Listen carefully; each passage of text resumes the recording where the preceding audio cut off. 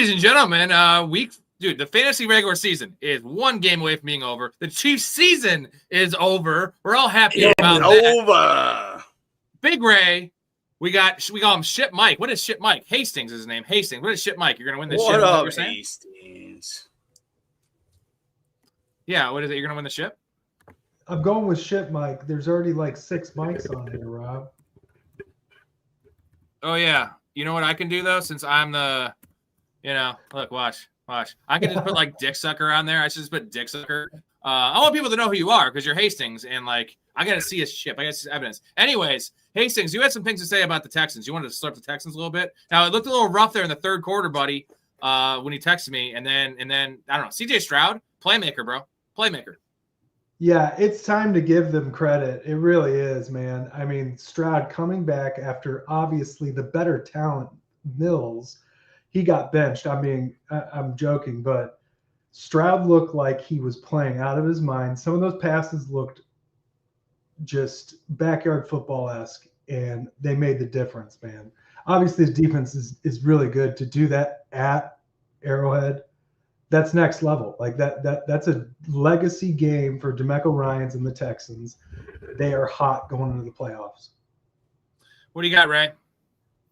Hey, I mean, I'm gonna Hastings, man. That he was looking more a lot like his rookie season compared to last season, and more, and earlier in the season, which is really good news for Houston going into the playoffs, because I mean they could be a very sneaky team. It sucks that they don't have Mixon, even though I know Mixon would. Even I'm saying, even if he came back and say like 6 weeks ago and like got ramped up to go into the playoffs, he's older, whatnot. Well, Woody, having Woody and Chubb, I mean that's not the greatest run game. At the same time, they do have a good passing attack. Stroud turning up, and that defense, they're in good shape right now, man. I do like DeMeco Ryans. I mean, he's not the greatest head coach, but I think he's a good enough head coach because he's still young. You know what I mean? Like, and he's sort of building. He's a culture with that guy, team. man. He's not great in terms of X's and he's not great in terms of like time management and those kind of things. He's learning on the job. But you mentioned the Stroud thing, like the rookie year thing. He is actually extending plays. And remember his rookie year, how it would just be like, not like a broken play, but he'd escape and then he'd find Nico Collins for like 30 yards. It was like, dude, it was like something. He wasn't comped as this player coming out. He was more of an on-time passer. But now you have the element of extending the play, of like hitting these big plays, and like he's got such a quick release where he can just throw from like these. It's not even weird arm angles. It's just that quick little release, man. And he has. It's not a strong arm. I'd say it's above average, but in terms of those throws, like it's a fucking rocket, and it's always a spiral. And dude, he looks. I was a little wrong on CJ Stroud. I hated him coming out, and like second year, I wasn't trying to take a victory lap, but it was like he looks bad. And this offensive line is what we didn't talk about because it actually is gelling. It's like the Chiefs have more. Obviously, they had all the injuries in the offensive line this game, but their offensive line looks average. That's all you need with the Texans, because that defense. You're talking about a dark horse team in the playoffs, bro. Like the AFC is so wide open, and like no one wants to play the Texans. Open. That's the muckiest football with 3rd and 7s that you can convert with a good kicker, right? Like Fairbairn's a good kicker. They have the recipe. There's a certain recipe that does win. Especially these wild card teams that can go 3-0 on the road. This is that team. And honestly, I really think that they would be really good on the road in the snow. You know what I mean? In the element. I feel like they have that, even though like they don't have the ground and pound running game, but I think they still would be a dark horse team, like you said, Rob, to be able to make a deep run.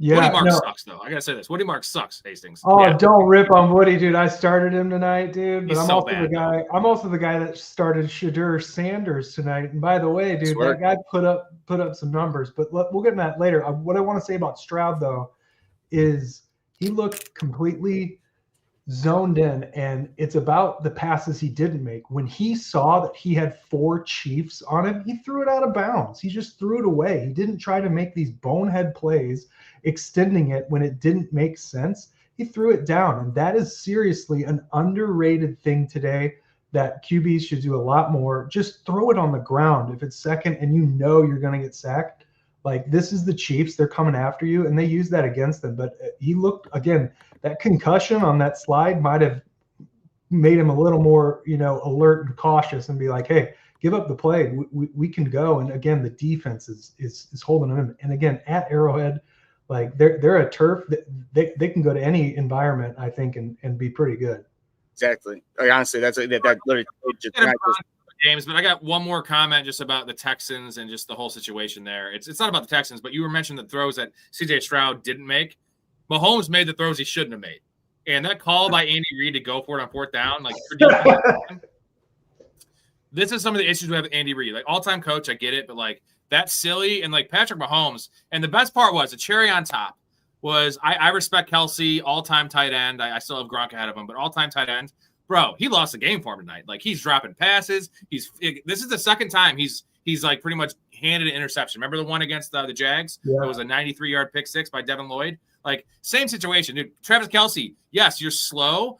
Why are your hands gone? Like, what are you doing out there? And it's time to hang it up, Travis Kelce. Go bang Taylor Swift or have her. I think Taylor Swift pegs him. Just go get pegged by Taylor Swift. Yeah, that's a weird situation, Rob. I call that as well. And it's like, the more headlines you see of Kelce and Taylor Swift, the less they're going to play and the less the locker room's going to give a shit and respect him, dude. It's going to be like, oh, gosh, get this out of here. This isn't a soap opera. It's the NFL, baby. Real quick, I think it's funny because I'm with you guys. Like, I already think the locker room is played out with that. And on top of it, like, I think the whole, like, at least this current, but the whole team, the dynasty they had, it's like the Cubs dynasty, even though the Chiefs actually have a dynasty compared to the Cubs that won World Series. But I'm saying that type of this team is done. Not Mahomes. I mean, obviously not Mahomes. Like he'll be still the nucleus to rebuild, but it's like it'll be like a quicker rebuild. But like whatever going on right now, they need to like shake it up a bit because clearly, which is crazy because I mean I think they have a great coaching staff. So I mean maybe it's just a personnel thing. All right, you ready to get to our 3 big things? Well, 2 big things, but we have 3 people here, so here we go.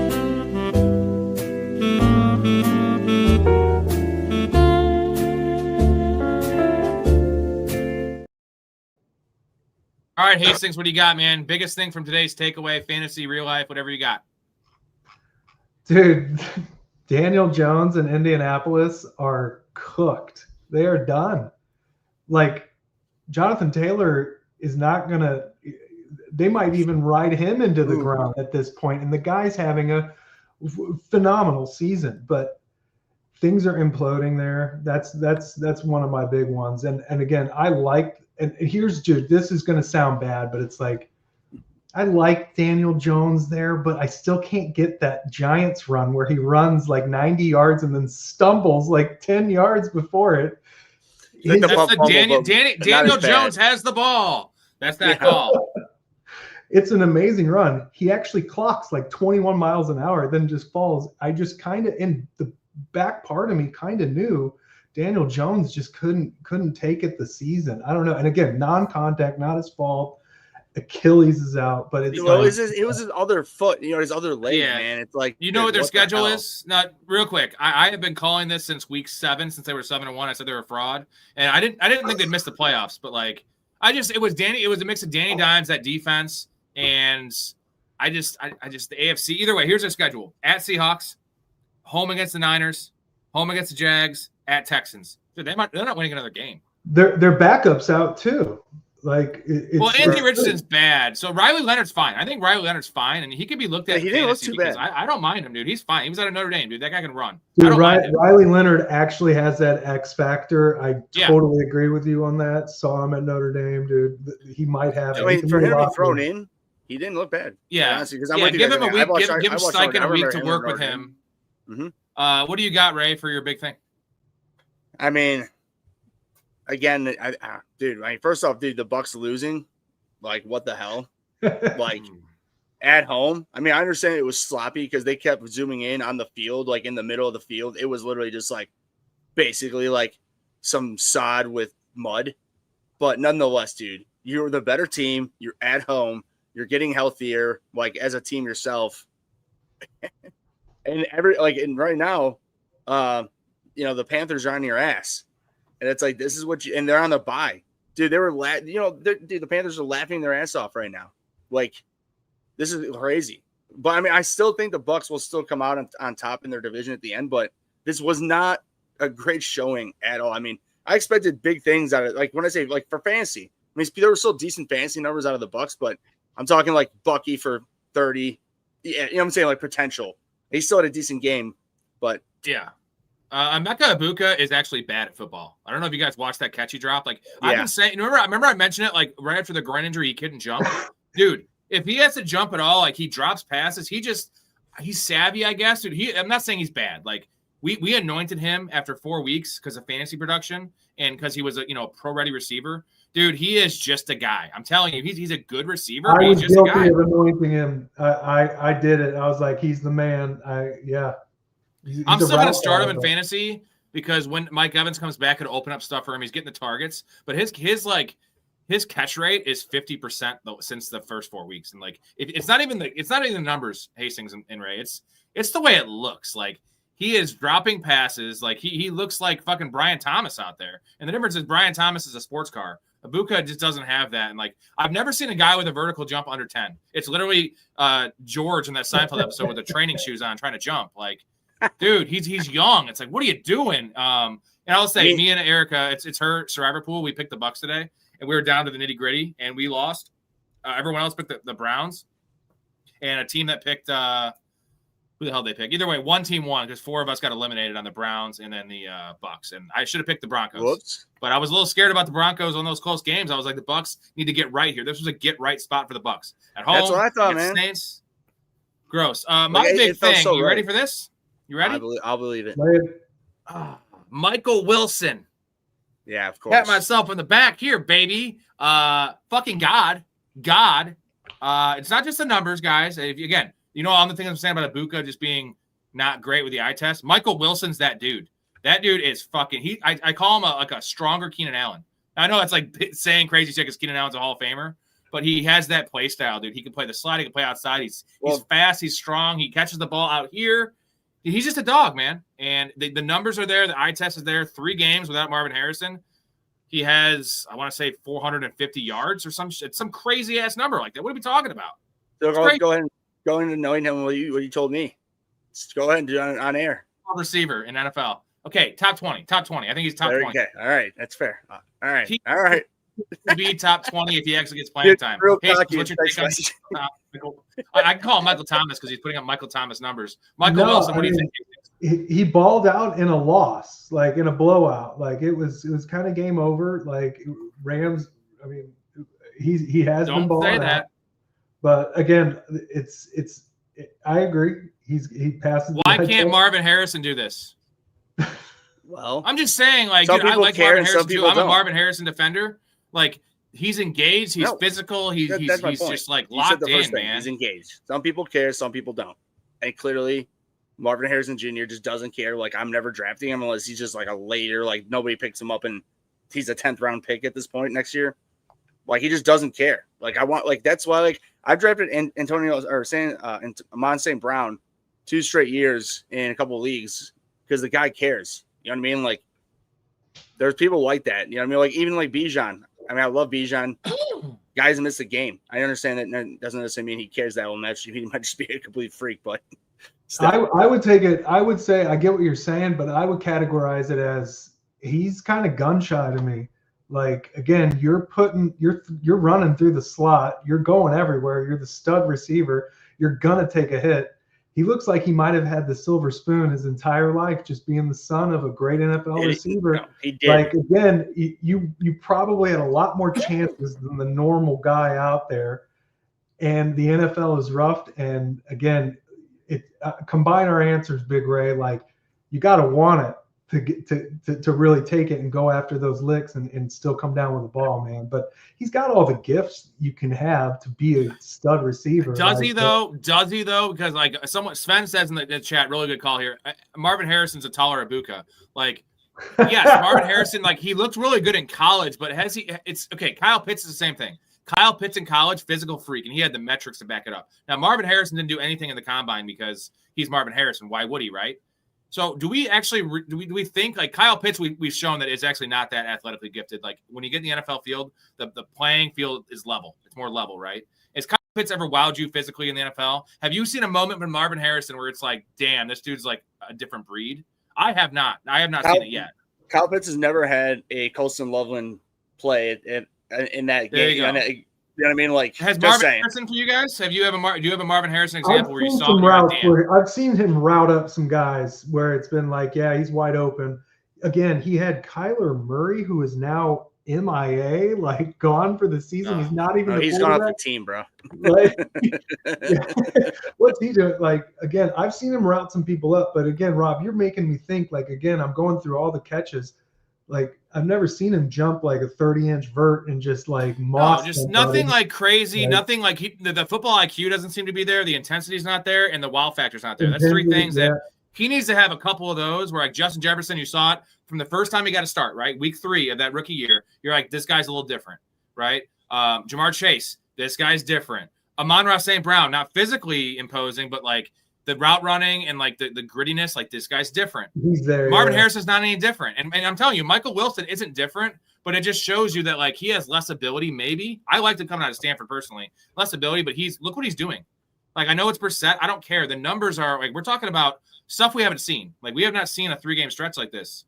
We haven't. I mean, it's you know what it is? It's Josh Gordon. Josh Gordon did this. Like, we're talking about Josh Gordon, which was like, Josh Gordon was a physical freak. Just couldn't stay off the weed, Stephen A. Smith. Right. The only thing I'll say, the last thing I want to say about this is that I would love to think how Marvin Harrison Sr. would tell him how, and how disappointed he is in him. But clearly, after his football career, what we found out about him, things sort of add up to it. Clearly. So I'm saying things might not maybe add up to where, and I'm saying maybe if he was, if Marvin Harrison Jr. was Larry Fitzgerald Jr., same person, I'm saying like same body, but his dad was Larry instead of Marvin Harrison Sr. I'd be willing to bet you. I'm just throwing it out there. I would be willing to bet that he would probably be maybe not Hall of Famer, Pro Bowler at least. All right, man. Right, you guys the intro. We're going to get to all the questions. Guys, keep on pounding the questions in here. We'll get to all of them. Hastings doesn't have the whole time with us, but we'll stick him around for a little bit. Also, we got to get Ray's Dining with Ray. Dining with Me Sweats in here. Here we go.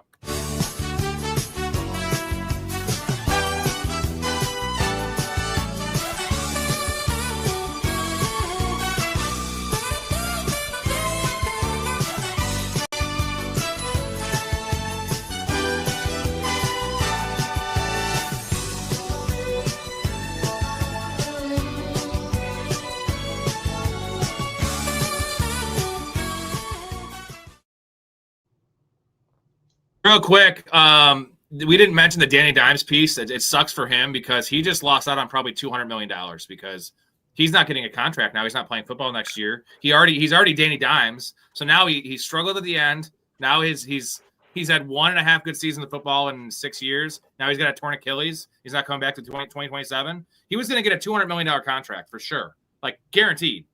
And not anymore. He's not. He gone. I think that helmet slam. I feel bad for him. Said it all. I'm kind of happy because I'm tired of seeing Carly Ursay on the sidelines and like going in and zooming in and being like, is she hot? Are you gay? She's hot, right? She's calling the plays, man. Actually, dude, I'm doing a total reversal. Indy's going to win out. She's taking over play calling, defense and offense. Like, she gets it, man. I'll give it you ready to see you're trying to learn it. You ready to see the what he would say? Danny Dimes press conference. I got it live right here. Here's Danny Dimes press conference. Sometimes you think you have true love, and then you catch the early flight home from San Diego, and a couple of nude people jump out of your bathroom blindfolded like a goddamn magic show, ready to double team your girlfriend, and it stops. It stops right there. Stops right there. That's it for y'all, dude. All right, let's get into this. Ray, real quick, we got to get Ray's. I don't know if you've seen this segment, Hastings. This is probably the best segment we do here. Here we go.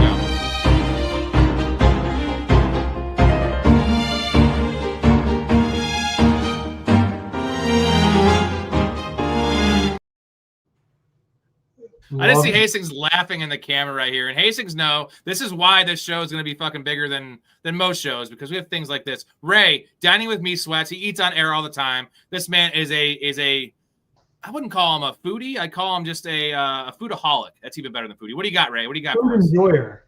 Well, earlier during the games, I was eating wings, so that was one thing. Now we got meat sweats with the tacos, baby. All right. Tradition like any other.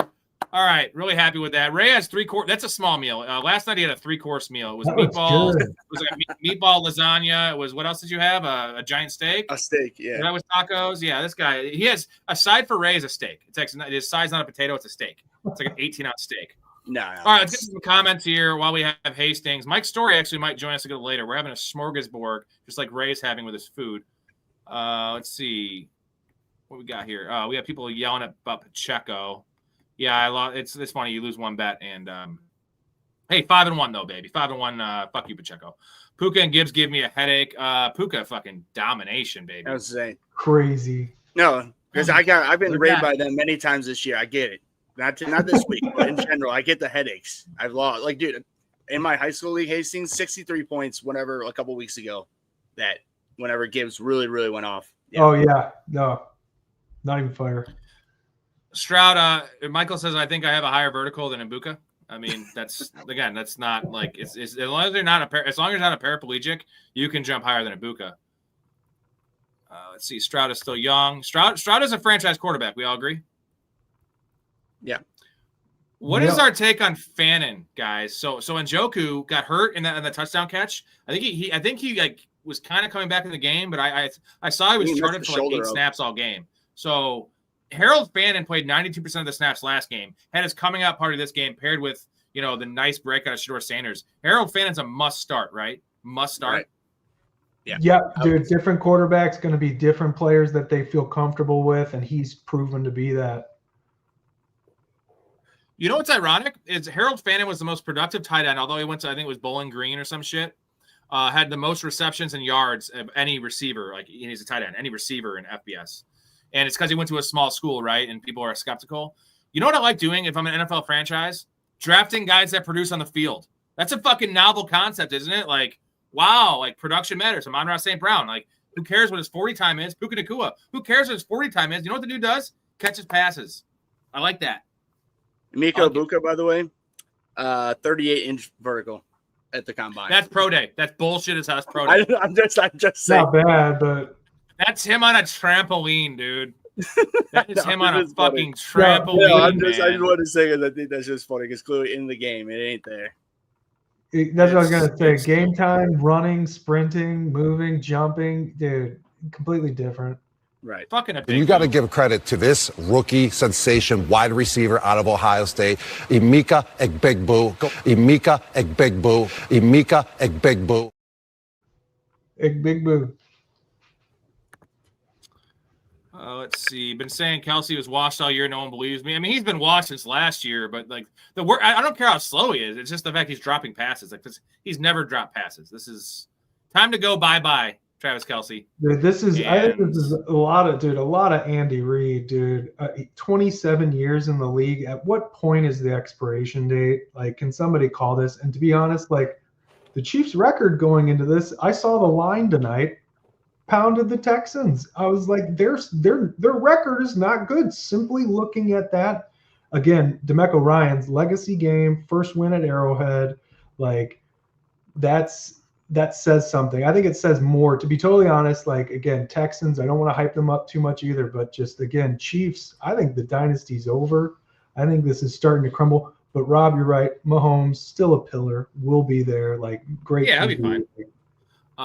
His teammates let him down. They've been letting him down all year because he's actually playing good ball. Like he played bad last year, which is funny. He played bad. That's why I said coming in this year, Josh Allen was a better quarterback at the moment because last year he played not 500 ball, but the special teams was great. Everything was great. And this year he's actually playing back to old school Mahomes standards. This game was rough, but besides that, he's playing better and he's running. Are the Chiefs eliminated? They said 16% chance. But Houston's ahead of them, and they now have the tiebreaker. So they're up 3 games essentially. So they need almost Houston to go 1-3, and they need to go 4-0. Like good luck. I mean, I was going to tell you one thing is that one of me and Mikey's best buddies, Chase Linder, shout out, and shout out both of them. They both just had newborns, so congrats both of you. But nonetheless, he's a Chiefs fan and down in Kansas, and of course I was texting him shit today.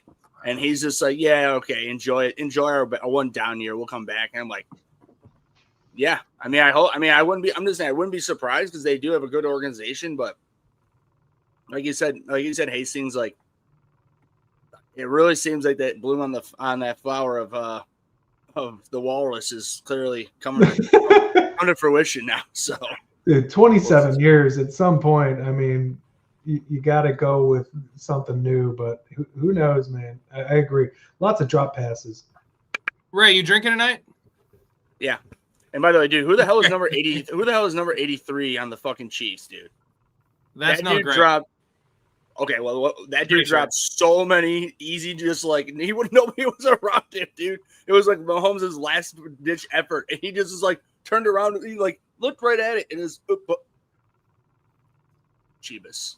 I could have caught one of those. All right, gentlemen, we're doing the beer chug fundraiser as usual. 5 super chats equals a beer chug. Me and Ray will chug. I don't know if Hastings is drinking. He looks all well dressed and everything. I ran out of beer, dude. I'm already done, man. I got nothing left, dude. If I had one, I'd go. Yeah. But well, you're also on East Coast time, and you have 4 kids, so it's getting late for you. What do you guys think about this? Yeah. Monday, I don't know the days. With Daniel Jones gone, are we dropping Alec Pierce now? I'm not, because I don't think there's that big of a downgrade, man. Honestly, I think Riley Leonard's fine. I really do. It's a downgrade, but Pierce still was getting numbers when he was out, so. Dude, I think Daniel Jones is that mediocre. I'm with Rob. Whatever. Riley Leonard honestly may be more comfortable with him, to be honest. So yeah, not a biggie. Hetzer, the Colts definitely fucked Danny Dimes in the butt, because like they put their it's his decision ultimately, the player, but like he wants to get out there and play. They screwed him. And this is the exact reason. And don't get me started on the Jaden Daniels thing. Like Dan Quinn over here. Fucking putting Jaden Daniels back in the game, almost breaking his arm again. And then, the Joe Burrow thing, like I said, it was stupid. Now they're eliminated. So what do they do? Going to play Joe Burrow the rest of the year for no reason? Like, who's likely to tear an Achilles too? Is Joe Burrow. When you have an injury, especially a lower body injury, what happens? What's more likely to go again? It's the Achilles. How many times have we seen it in the NBA and the NFL, Hastings? It's gross. All the time. It goes up that chain, man. It goes up the leg, goes down the leg, dude. Again, dude, want to talk about, Jaden Daniels, like that. If you got Jaden Daniel rookie cards, if you're a collector of him, people had like, he's the next coming, dude. Like he's a Super Bowl multi, I don't know if the experiment's going to work out, man. Well, they made a good point in the broadcast. It's like, why bring him back? Because, all it takes is one more injury, and now it's probably already in his head. Now it's in his head. So now, like, there's already enough stuff, Hastings and Ray, to worry about playing quarterback. Worrying about staying healthy because you don't want to be labeled injury prone, especially in that franchise with the history of RG3. Like, maybe just sit the dude down. Maybe have him hit the weight room. Have some food, like eat with Ray. Have some meat sweat food, and just put on some weight and get a better draft pick. Build up the offensive line. Maybe get a better defense. Fire Dan Quinn. Get a coach that wears his hat straight forward. Maybe you can be fine. But this is rough, man. And unfortunately, Jaden Daniels in like 4 spots. So you know what though? Would it surprise you guys if Jaden Daniels plays next week? Because Dan Quinn came out and said it was his decision. Of course, it's funny he says this. It was his decision to pull him out. It's like, no shit. You're the coach. Like good quote, Dan Quinn. What are you talking about, Dan? By the way, dude, like honestly, like I'm with you, man.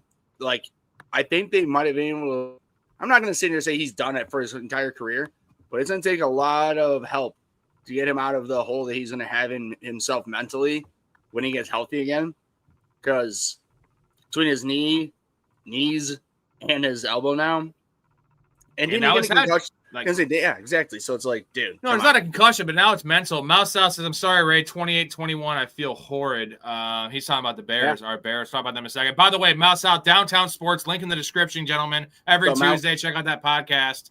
If you're in the Discord, he also posts them in there. It's only one show a week, so they do more real-life NFL stuff. Mouth is an expert at picking these games. He's had a couple losses, which I'm in the same boat with you in my props. When you go 5-2, you feel like you're losing, even though you're winning people money. But you want to go 7-0.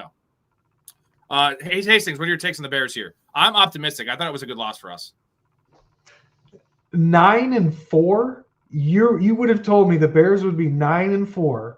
Like, right. Are you serious? If I'm a Bears fan, I'm literally. This is the most optimistic it has been in decades. unfortunately, the Packers it's a rivalry game, so it's just an enigma, man. The Packers have the number, but I mean, what I'm looking at is a team that is a serious, sneaky, going to be good. And again, they're not good just this year. I'm scared of the Bears next year. Like, so again, look at the big picture. Packers own the Bears. It's kind of just how it is lately, dude. But it just is what it is. And I mean, so much more to be happy about. But Packers are a serious team too. That's the thing. Like, that is another really, really good team. So putting 3 phases, man, and a decent coach. They got everything. They got everything. So again, there's too much to be positive about for the Bears right now to even dwell on this. In fact, move on. It sucks for the fans. Fully get that, because it just is what it is. It was in Lambeau, and like we were, this was a game we were always going to lose. Ray, good loss for us, right? With Caleb. I know Caleb started off 0 for 7. I'm saying, like, that was awful, bad weather. He came back. Yes, he missed some throws, but he has something that you can't teach. He has the it factor. He can make every play. He's a mini Josh Allen out there. I'm seriously when I say this, like, you cannot tackle that guy. You cannot get him down. Like, he's shrugging off 275-pound men. Like, I don't understand it. I don't get it. If he can ever harness that arm, like, he's going to harness it, he will harness it. And I made this point in the group chat, was like, Jared Goff will never be a difference maker. You can't teach Jared Goff to be elite because he has cement in his shoes. Caleb Williams just needs to learn how to be more like Jared Goff, and he'll be an all-pro.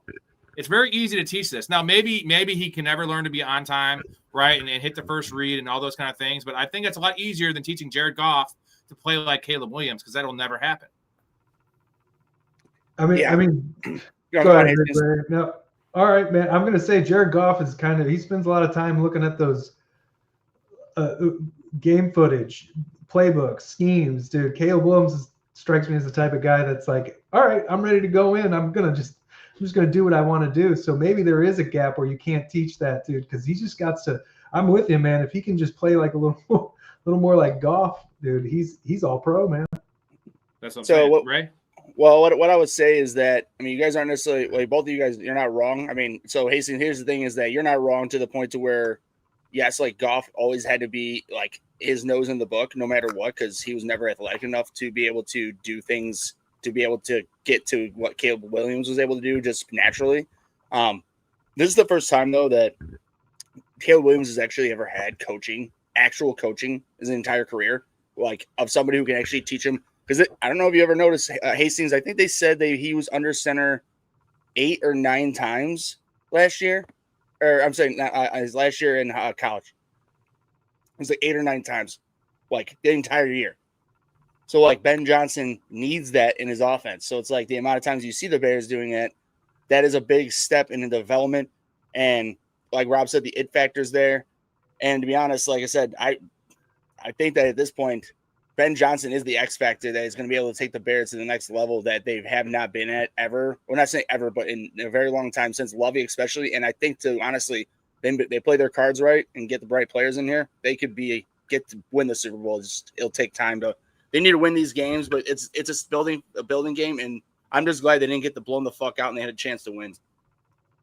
I'm going to ask you one more question, Hastings, real quick about Caleb Williams. Mouth a $5 banger for me. We're going to do a chug for him regardless of the 5. Do me a favor, boys. Dedicated chug for my guinea pig, Piggy Smalls, the literally cutest piggy ever. The pictures in the Discord. He's sick and needs all the vibes. We'll give him some vibes, baby, and we appreciate you. Feel better, Piggy. Why I look for a question. So Jordan Love's 27, Hastings. Caleb Williams, 24. 3 years younger. Who do you want? Let's say they were the same age. Like, who would you want? Who do you want next year for just next season? Obviously, Caleb's probably better for the future, but who do you want next season? Coaching or playing quarterback on Team X on the Raiders? Dude, what a good question. Honestly, they both are gifted. Like, again, Love looked cold, calculated, ice in his veins when he's making some of these throws, dude. But then again, he has been under the tutelage of Aaron Rodgers, has the Packers organization and a great coaching system behind him.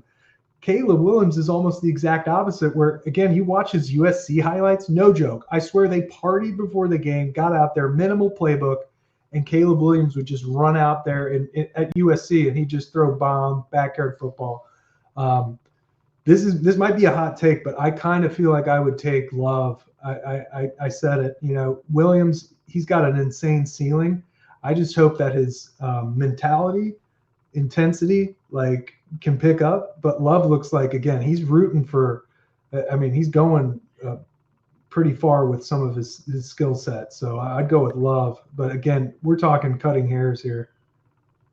But okay, let's just say age-wise, because obviously 3 years younger, Caleb Williams is the guy he has a way higher upside, right? Jordan Love is what he is. He's never be a top 5 guy. Yeah, ceiling for Williams, honestly. And again, this is coming from someone who said Williams was a bust, complete failure. Ceiling for Williams is extremely high, if not there right now. There could be, again, Josh Allen is what you compared him to. Josh Allen is probably the best QB right now. You would want him under center, period, end of discussion. Thank you. I get a lot of heat about that. A lot of people hate me for my Josh Allen love. Today? Did you see? Oh, dude, it is career. Ready, right? He's just a baller, man. He just makes plays. Gotcha. No, I think you might have beat me. Well, I started before you. Justin Jefferson. Jefferson. Sorry. I just want to say one thing real quick though. It's with these quarterbacks, it's so this is the weirdest time, to be honest. Besides Patrick Mahomes, and I will say Josh Allen, but he hasn't won a Super Bowl. This is the weirdest time, and of course we'll get if J Bob's watching, we'll get him coming in because rightfully so that Hurts has won a Super Bowl. But my point is that I think that the quarterbacks we grew up with, the Mahomes, the Manning, Brady, Breeze, those guys. There's guys here that are ascending. It's just do you guys agree? I feel like it's a weird time. That big Mahomes is one of those generational, he's guaranteed no matter what, he's gonna he might be the best, he very well could be the best at this point, soon enough over Brady if he continues in his trajectory. I'm just saying it's a weird time. I feel I don't know. I'm not I feel like this is really the first time in our life.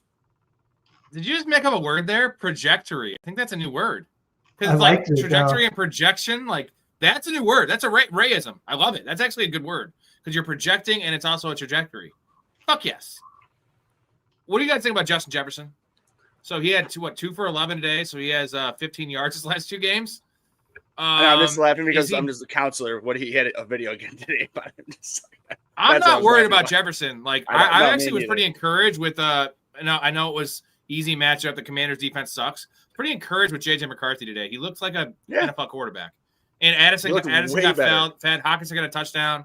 So I think I'm betting Jefferson's receiving number next week. I think it'd be 1.5. I'm doing. I know. I saw that face. I'm just saying. I agree with him to the point that he at least looked like an average quarterback today. He was not. Yeah.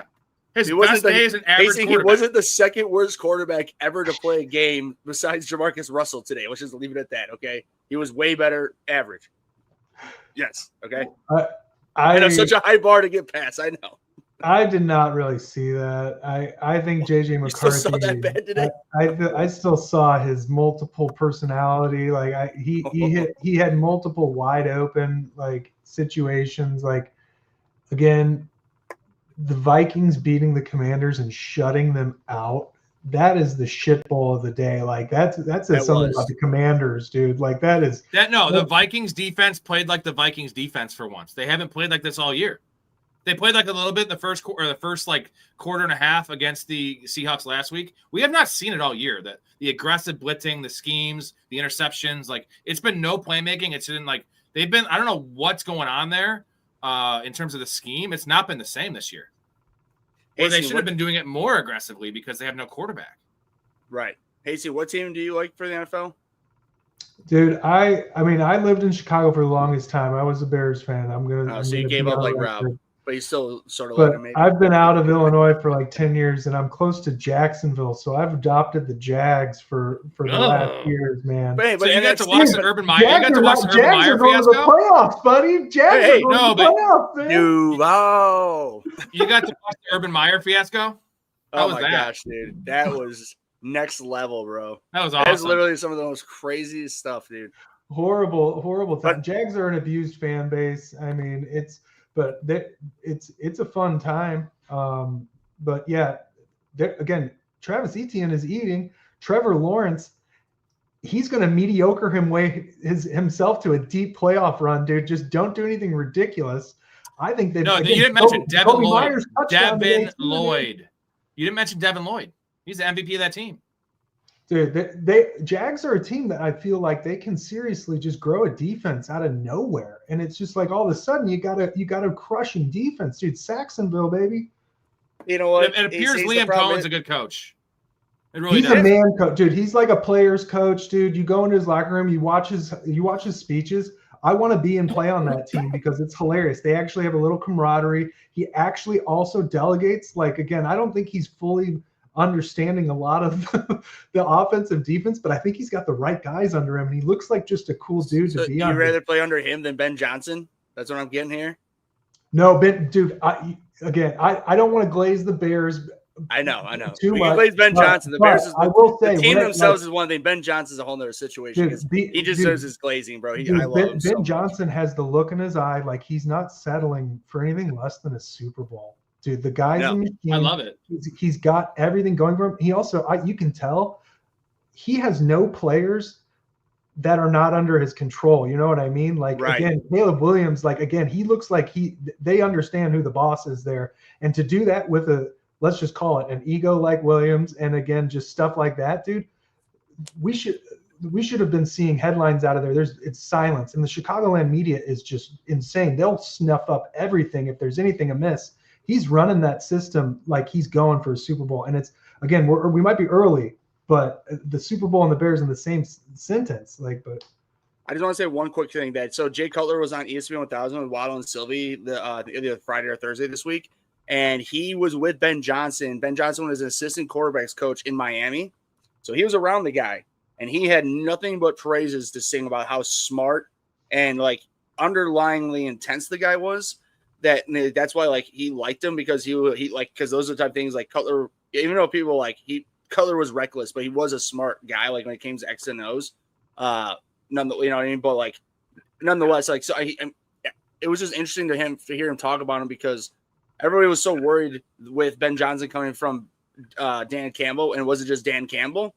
You know, with the rah-rah and like the intensity. No, it's like that's why Ben Johnson was there. That's why he hired him, because Ben Johnson clearly has that intensity. And I mean, obviously, like you said, I mean, this year, if we make the playoffs, I'll just be happy. I mean, I really want them to make a run, but like if they don't, even if they don't make the playoffs, they have a guaranteed winning record, and I didn't think they would this year, so I'm down with it. Hastings has to get off. I'm going to leave you guys with this. Well, we'll leave Hastings with this. So you're saying that you guys, everyone's attention, everyone's bought in, right?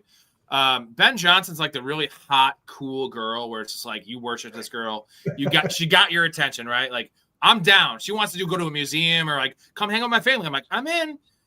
You know, Jonathan Gannon, for instance, I'm going to give him as an example because I think he's a terrible coach and just like doesn't have the locker room. He is like a horrible, mean, fat girl that is just nasty and also just not like no personality. Like she's gothic, she's gross, she's like, you know, not clean around the house. Like, bitch, that's Jonathan Gannon. So that's my example. Mike Hastings, thank you Hastings, for love you, brother. Nice seeing you, man. Yeah, nice. Don't be a stranger, bro. I love talking football with my boys. So that's what this channel's all about. So appreciate you. See you guys. Come back, Hastings, as soon as you can, man. Have a good one. Yep. We'll talk to you soon, man. So Ray, Kyler Murray to Pittsburgh next year. It seems almost guaranteed. No. Here's the thing. Kyler Murray cannot go to an outside cold weather area. No, he'll get killed. You know the spot? I'm going to shout out Mouse South here. If Mouse still in here, he called this. This worked perfectly.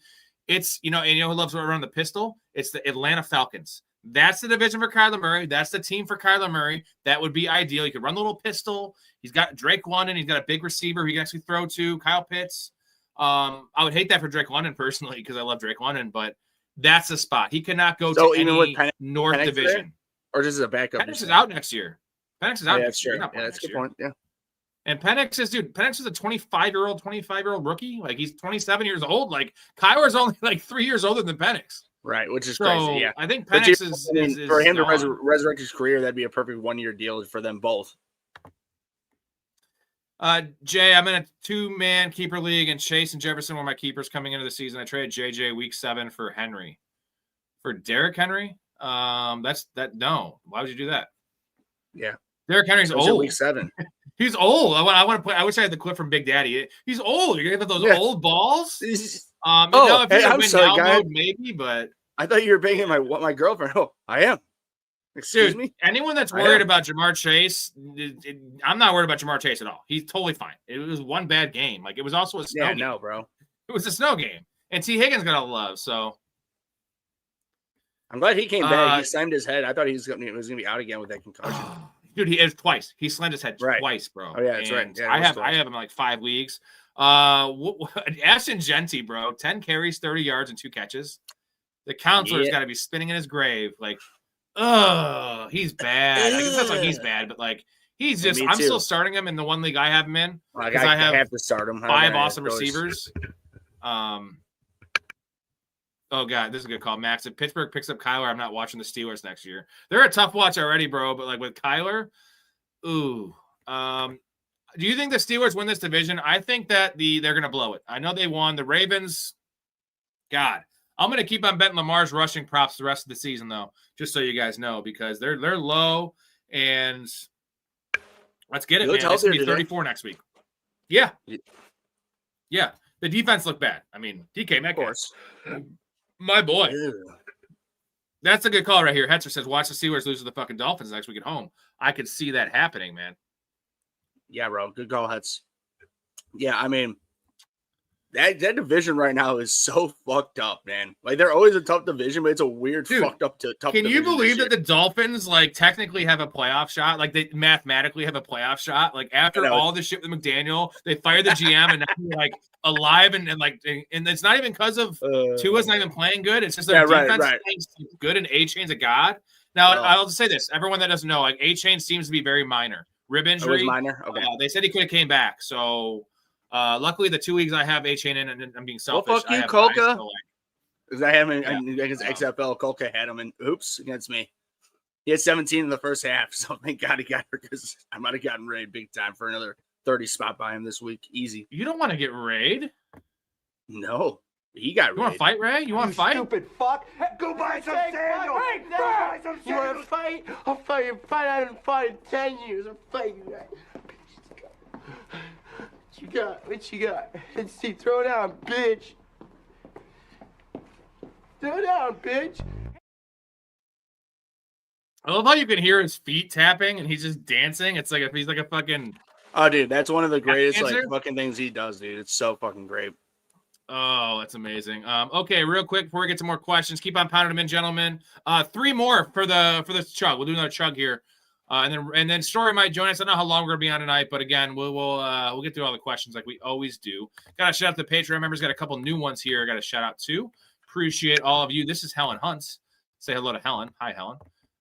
Here we go. Shout out to all the Patreon members. Appreciate you. New member. We have Jonathan who upgraded, and then I forget who the other one that joined was. I think it is. I can't look on the screen because I'm blind. Anthony S. New member here.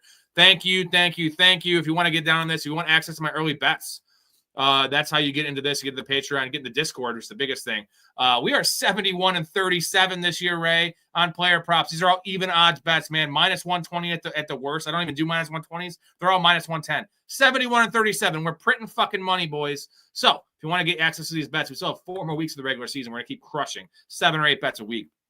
Also, access to the Discord community. Community Fantasy League, starting up with NFL Playoff Fantasy coming up in 5 weeks. Guest appearances on the show. We have at least one guest, one fan on the show every single week. Free merchandise. You like these hats we're wearing? Look at these things. Look at these bad boys. Ray doesn't have one yet. He lives 20 minutes away. Has not came to get one yet. Anyways, I give away a free hat every single month. You get access to buying the shirts and the other apparel when I get the money to do so, which should be early next year. Also, I got to show you this. This is a picture. Erica sent this to me. Look at my calves. They're fucking banging, bro. That's just such a look at the chair broke. My chair broke there. You see that? Like one of those soft chairs. I'm so fat. It broke. I'm the skinniest 250-pound man you ever met in your life. I'm just rock solid beer belly. Anyways, professionalfanatics.com if you want access to the Patreon. Also, that gets you in the Discord. All the stuff I mentioned. Why not? You also support me 7 days a week. People like Big Ray, Storey, the 6 guests we have on there. How about Mike Hastings? What a dude. He's articulate. He's funny, handsome. He's got a fucking sailboat in the background. Can't beat that, can you? Can't beat it. Thoughts on Tyler Warren now? I'm still not too worried about him. He's been pretty rough though. He's been pretty rough. Still a must start, right, with the tight end position? Yeah, I mean, unless you're able to get Fannin, someone like that. I'm saying no. Would you play Fannin over Tyler? Would you play Fannin over Tyler Warren going forward? Yeah. Really? I would. I don't know if I want to do that. Yeah, I know. I think that the upside. I'm not saying, but like I'm like the by 100. push. I might just play the. I mean, at that point, if you're lucky enough to have both of them, just play the matchups at that point. Dude, I feel extremely bad for Daniel Jones. Like, I'm not a big fan of him, but like $200 million. I know he has a lot of money, but like, dude, he earned that contract, and fucking bullshit, man. It's the NFL, man. Cutthroat as hell.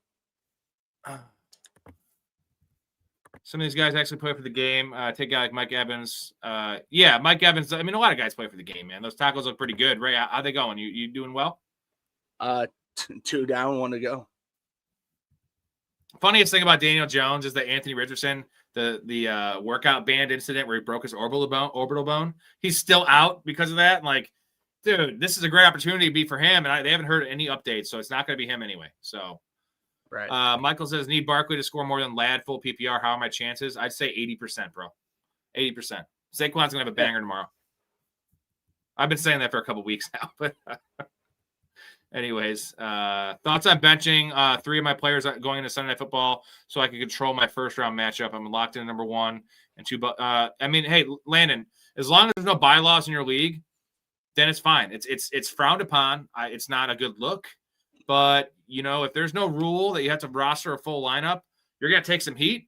But tell the commissioner of the league, if you don't want that to happen, put a rule in place where I have to set a full lineup, because they might kick you out of the league, Landon, but hopefully you trust your friends to pay you. Like, there's a lot of like working, like moving parts in this. I do what I got to do to win money and to win the league. So I'm fine with it, but it also sucks for whoever you're fucking over. Ray? Yeah, I mean, I would never do that, but sit people like that, but that's just me. Blake Corum, as you know, my number 1 owned player, honestly, and I started him in some spots this week, and it appears it's a 50-50 timeshare. That's what we said all week, right? That's what the coaches said as well. And he got a little more work, I think, this game than he normally would have. Like, it was more of a 60-40 because of the blowout. But Blake Corum is good. Like, I said, who's more likely to break a 50-yard run? Blake Corum breaks a 48-yard run. Like, he's got juice, man. You know, I always say it. Kyron has a better skill set in terms of pass blocking and receiver. You know, he's not a great receiver. Blake Corum is just the more dynamic back. And it's 50-50, and I think they know that. And, like, I think maybe they made the announcement because Kyron got paid, and they want to give Corum more work, but they also want to make Kyron feel like that he's not getting benched in a way. And it's just everyone wins, right? Everyone wins. It's literally a Montgomery Gibbs, like, first-year situation, not like recently, where it's literally truly 50-50. Right. Seems like it. It's been trending like that for the last month, at least 3 weeks. Would you rather have Kyron Williams or Blake Corum right now? Still take Kyron just because they have the money, but in general, I mean, it's closing in though.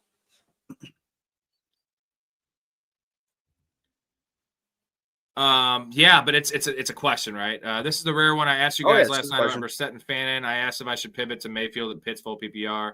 I got to go with Mayfield and Pitts because of the weather and the Bucs getting healthy. We might have told him to do that. I ain't gonna lie.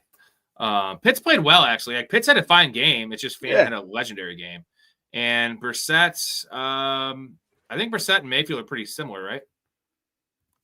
Oh, God. Yeah, I think Brissett. Can't believe I sat Burrow in a league to start Mahomes. Started Burrow in another league, though. Mahomes played well. Whoops. Joe Burrow's back. It's not going to mean anything in real life, but we'll see. Trone, I made a big mistake. Initially dropped Goddard for Ertz, and once Ertz got injured, I panicked and dropped Corum for Goddard. No! Trone! I am sorry, brother. I am sorry. Sven, my Jalen Hurts versus his Devonta Smith, I'm up 6 points. If I win, I remain in 6 and in the playoffs. If I lose, I'm out. Oh, you're good. I mean, you're up 6 points. So how is there's really no world that Devonta Smith outscores Jalen Hurts by 6 points. He needs to catch he needs no touchdown. So Devonta Smith needs a touchdown and 140 yards. It's the only way that you lose this game. So you're good, Sven. I'd say 98% chance. Or Jalen Hurts gets hurt, but he doesn't get hurt. So Yeah, I'm not too worried about A-Chain. He's fine. It was a pretty weird something that transpired was Jalen Wright, Ray, got all the work, and it wasn't Ollie Gordon.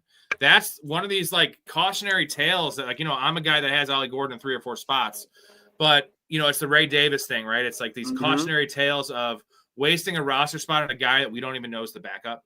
Like, Ollie Gordon was getting more work as Jalen Wright was coming back from injury. But, like, Jalen Wright is much more of the A-Chain type player. So wouldn't it just make sense that Ollie Gordon's role stays the same as the banger in the red zone and Jalen Wright becomes the new Devin A-Chain? So I clearly want Devin A-Chain over Ollie Gordon. But if you asked me that a week ago, I would have said Ollie Gordon because Jalen or not A-Chain, right over Ollie Gordon. Yeah, we just don't know like these situations. You said A-Chain over Ollie Gordon.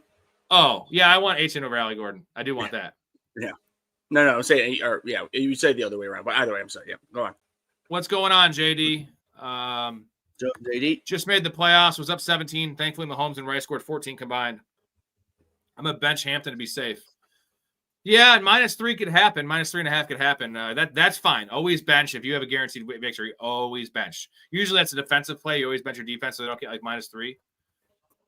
Yes, Washington is dumb for – they're dumb for 5 different things this year. They're dumb for keeping Jaden Daniels in that game that he first injured his knee after he hurt it in the first quarter when he got hurt in the fourth quarter. They're dumb for bringing him back early. They're dumb for playing him in this game. They're dumb for a lot of things. And, their coach is a backwards hat. So that's really awesome.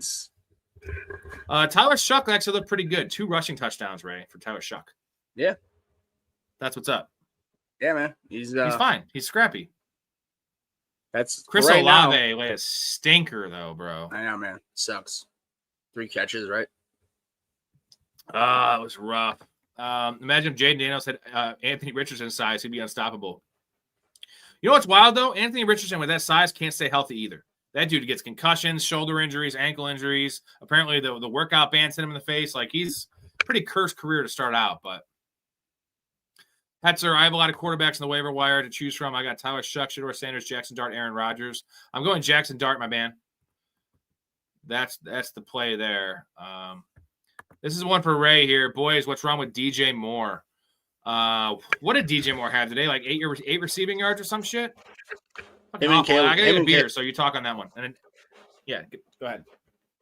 So I don't think there's anything honestly wrong with him, DJ Moore himself. I just think that for whatever reason, Caleb and him just don't have chemistry compared to for whatever reason compared to him and Justin Fields used to have.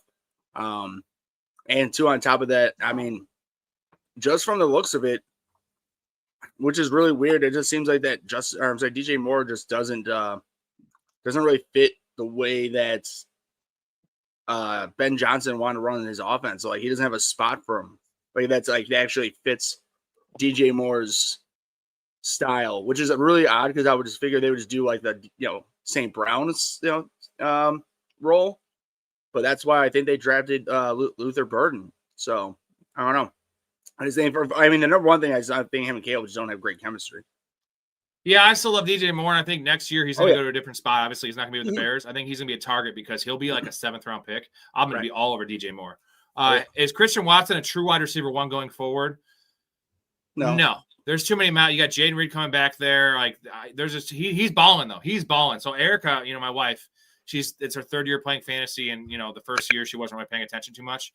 She's like, "Who is this Christian Watson guy? Is he like a god?" Because she's watching the game, and he's a physical specimen. He's 6'5", 220, super fast. His problem's been staying healthy and savviness. Like his hands aren't great. He's kind of a Quentin Johnson-esque problem, but he was always a little better than Quentin Johnson. His rookie year at 8 touchdowns. And I was like, he was always a physical freak, but he just he had hamstring issues every year or whatever, and like. He's a better real-life player than fantasy player. Now, the numbers have been there, but I'm not trusting it down the stretch. Yes, he's almost a must-start, but he's not a wide receiver 1. No, I would say he's definitely like a must-start if you have like a good couple like 1 and 2s, and you have like a 3 that's just like a whoever else. I'm saying like you start him in a 3, but if you have like a good like 1 and 2, I wouldn't be. I mean, the other way, like he's not going to be a top like for the rest of his season production top 20. Receiver, I would think. I mean, his late production has been, but like Rob just said, you're getting Jaden Reed back, who was the number 1 receiver. So, you would rather have Justin Jefferson or Christian Watson the rest of the year? Justin Jefferson. There you go. So there's the line. DJ Moore is like a 1.5.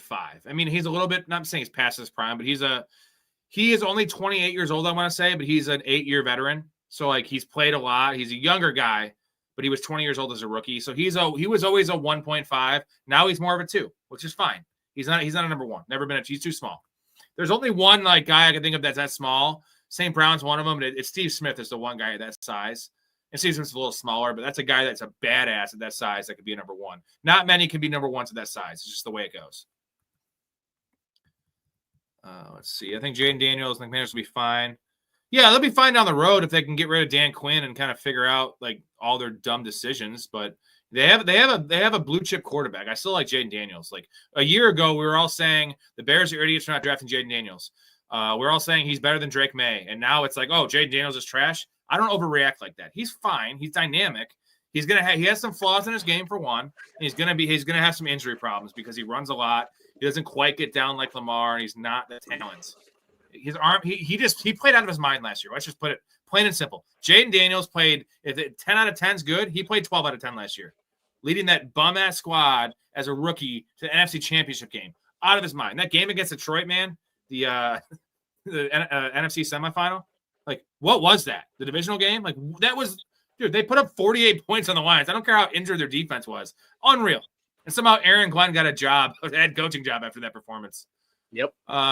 Would it be smart just to trade Kittle for J.J. McCarthy and Diggs? No. What is Superflex? Like, is it Superflex? Even so, I don't want J.J. McCarthy, and no, I don't want Diggs.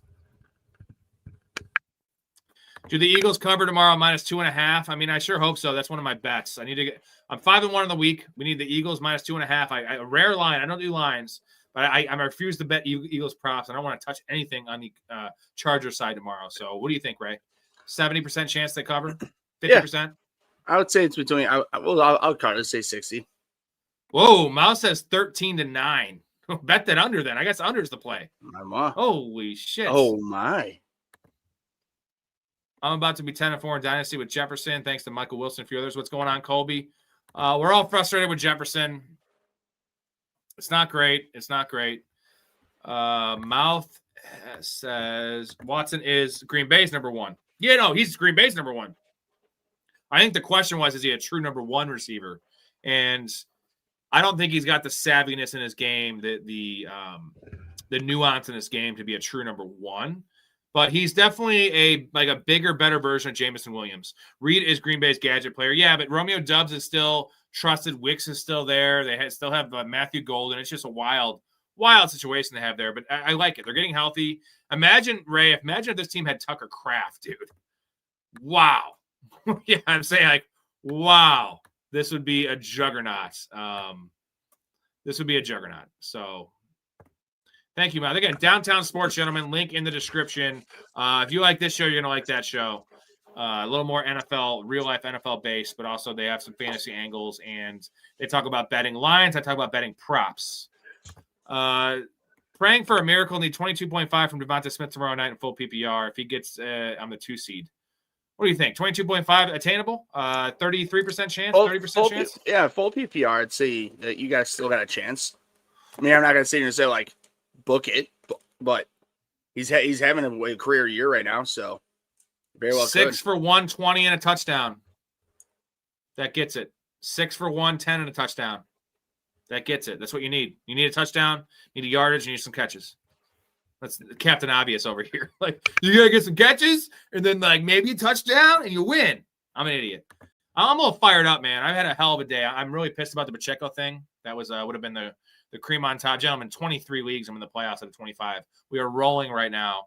I wish all you guys were at the beginning of the year to get all the takes. All the drafts are live. If you want to go back and watch some of those drafts and see how I got to these numbers. And that's with Tucker Kraft and Drake London and Cam Scatterbo, all my babies being out. But, I got Michael Wilson, baby. So that's all you need, really. Brian Thomas looked better today, but T-Law missed him wide open in the end zone at least twice today. I can't believe that bet hit in the first half, Ray. I was so pissed. I made the Brian Thomas bet was 47.5. I made it at. Ends up going down to 42.5 game time, and I did it on DraftKings. So cashing out would have cost me like $35. So I just roll with it. 5 yards over what it was at with the rain. It was actually the Tampa Bay game seemed worse, but it was still messy there. And I'm like, this is no way I'm going to lose. But I explained it to you perfectly last night on the stream, Ray. I was like, This is one of those where you would want to bet the under, and you're like, how did this go over? And he had 87 yards. So I had laddered him all the way up too. I hit 3 of the ladders too. Just, sometimes when you're running hot, Ray, you're running hot, and we don't question these things. Nope. Patrick Mahomes, passer rating was just rough. He's had these games where he's completing like 48% of passes, 52% of passes. Mouth. I need 50 points, and I got Dicker and Chargers D. Started this week because I figured he would show the fuck up. Yeah, Chargers D plus. Well, I don't want to give you a percentage, Mouth, but it's not looking so hot, bro. 1. No, it's actually 0. Dicker needs 25. Right. That means your defense also needs 25. What's up, Sarah? Wherever does Kyler go next year? Not drafting anyone from that team. Yeah, Kyler is a cancer, locker room cancer, and just everything about it's bad, right? We don't want to fuck with that. Dude, he'll be a great backup. He can just play fucking video games all the time and make a couple $1 million and not be a cancer. You just won't try. You know what's badass, dude, is the Panthers and the Bucks play twice to finish the season. So, like, it's all in those games. It's going to be really, really good theater there. I like that. Saints have screwed themselves out of a premium pick. I've seen North. Dude, the Saints screwed themselves out of a premium pick. The Jets won last week. They screwed themselves out of a premium pick. And the Titans won. So, like, now they have 2 wins. So, it's anyone's game here. The Raiders might get it, Ray. The Raiders might get it. What do you think? Well, so they hire Chewing Gum McGee to change the culture, and they're going to get the first pick. Interesting. Great culture change. Sports Jazz, what are your thoughts on Jonathan Taylor now without Jones? Already had concerns with his playoff schedule. Now the team just stacked the boxes against him, making it really difficult.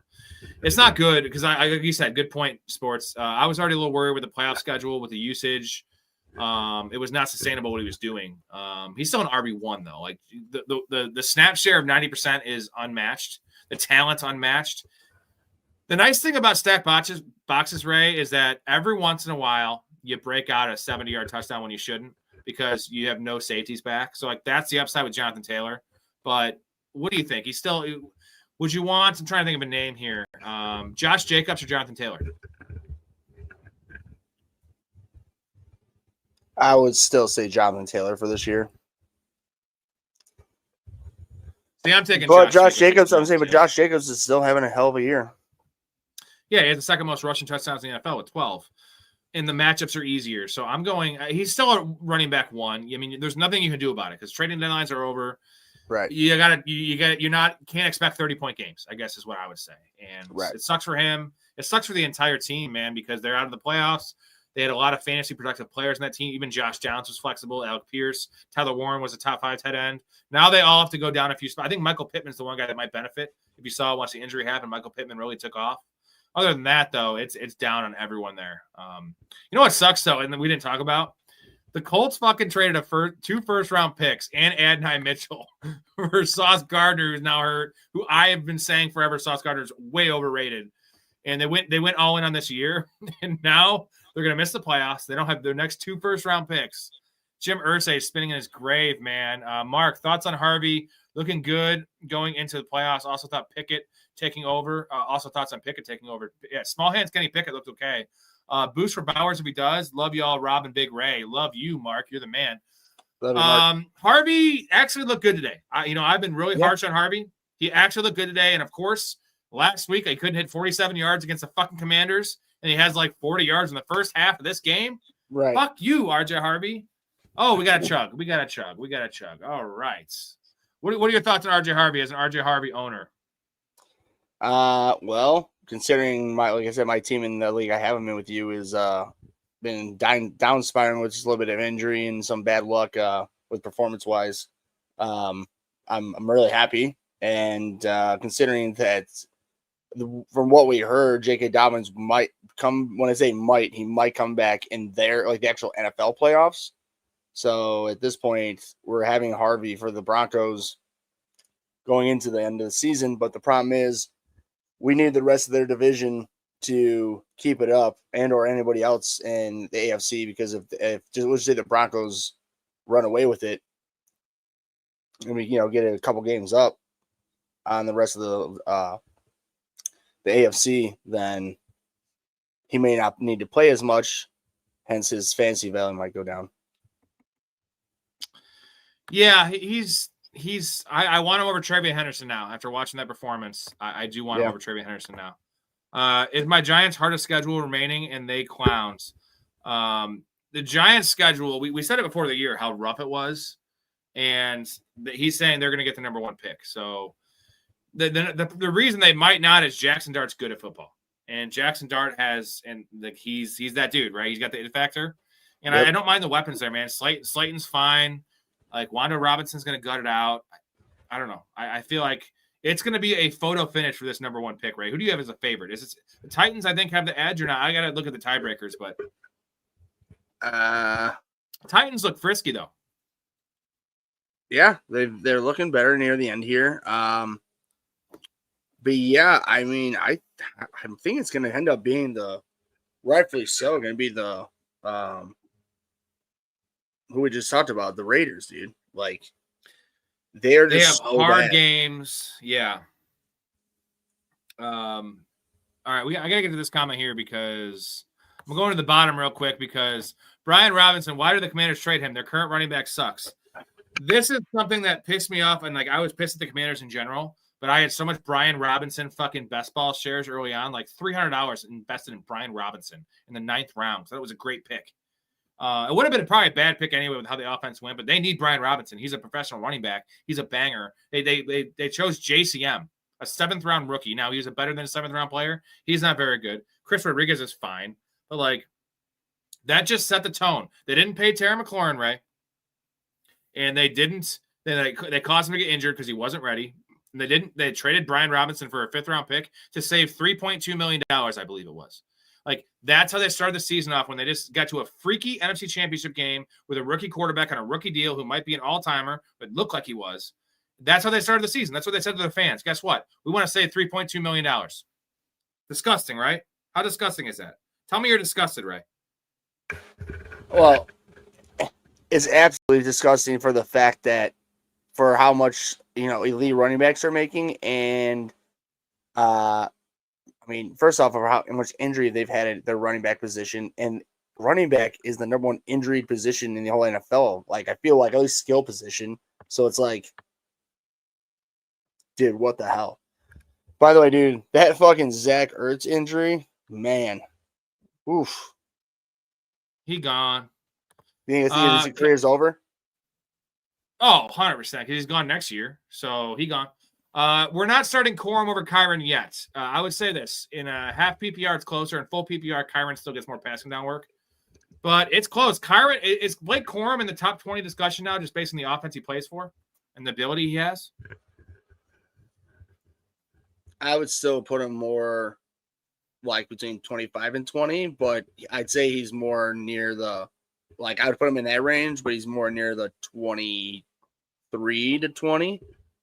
And or like creeping toward, I'm saying like every week, and then like his ceiling could be upwards of 15.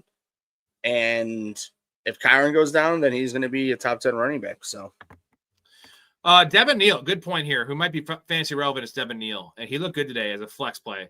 I'll say this: my worry is that my worry was going into the whole Devin Neal, starting thing because Alvin Kamara seems he's out for the year. Was Taysom Hill? They're not using Taysom Hill. So that's the one thing that I feel good about is Devin Neal as a top 24 player. But here's the problem. You roll with him in your fantasy playoffs. Would it surprise you if all of a sudden Taysom Hill gets 4 goal line carries? You know what I mean? So in PPR, I'm fine with it as a top 24 option, but it's not like I'm not that confident. Now, Audric Estime is behind him, and who's the other guy? Hall, a white dude. He's terrible. So, yeah, Devin Neal's fine. The offense is frisky. But just Andre Miller's not injured or not is injured to see what he could fucking do for once. Oh, dude, he was looking better than Kamara this year. I don't know if it's true, but the Colts make Tyler Warren quarterback too. Yeah, Tyler Warren. That's why I love Tyler Warren. He can get push touchdowns, rushing touchdowns. He can throw touchdowns. He did it at Penn State. He was their emergency quarterback essentially. So yeah, Tyler Warren might get some run in the Wildcat. That's why I'm not too worried about Tyler Warren. because I could see him getting some more run the Wildcat, not on the goal line, but like on a 3rd and 1 on the 40-yard line. The touch push style things and stuff, and even on the no, but not even that, just Wildcat too, where he could throw a pass. He did it at Penn State. I would say that Daniel Jones' injury definitely hurts JT's production, fantasy production. It's not going to help, right? No, it will not. I'm not on my sports memes channel. Oh, Sora, what's up? You're on at Sports Memes. I saw your stream today, man. I liked it. I was in there for a little bit. I was watching the game. Michael motherfucking Wilson, Ray, motherfucking Wilson. I gotta play some kind of clip for Michael Wilson because I love this man. Yeah.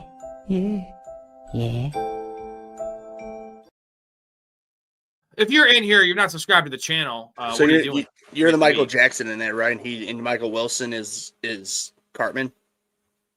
You're the one who's creeping on me. Hey guys, the management needs everybody to get out because they caught a guy jerking off in here, and they're gonna send in a crew to wipe down the loads. Go ahead. Could you imagine how many bloopers they had to do, or how many takes for that particular scene? Come on, guys, they gotta wipe up down the loads. Like, got a guy himself in here. Was it he himself, dude? Yeah, I'm sorry. Jaden Paper Mache Daniels. I like that one. Yeah, I mean, I feel bad again, dude, because Rob, like, honestly, if he was on pretty much like any other team that just wasn't Dan Quinn, and like, man, I just feel bad for the guy because I mean, in a way, I'm gonna put it this way: I have a bad sadistic like happiness because there was so much dick riding on the guy last year, like him shitting on Caleb Williams. And I knew that Caleb Williams had no coaching and he's needed some good coaching. And here he is. And I know he's still not completely lighting it up, but I still don't wish injury on anybody. And he was like awesome last year. And I would have liked to see that continue to grow. Because like I just said earlier, there's not really this awesome influx of amazing all pro, like surefire Hall of Fame quarterbacks right now. You know what I mean? Like, and he sure as hell like came out of the gates looking like he was on that truck last year. So he did, but he's paper mache. I have Tyler Warren. Should I drop Charbonnet to pick up Fannin? No, I'm rolling with Tyler Warren. I'm not doing that. You know how is Fannin on the wire? Because I've owned Fannin since week 1. I drafted him in a bunch of spots because they're deep leagues. But Fannin is. I would still rather have Tyler Warren than Fannin. I'm not going to go crazy. Tyler Warren is still a stud. Going to be a league winner if you're going to the playoffs and K9 gets hurt. Sven, Michael Wilson's been amazing. Great call.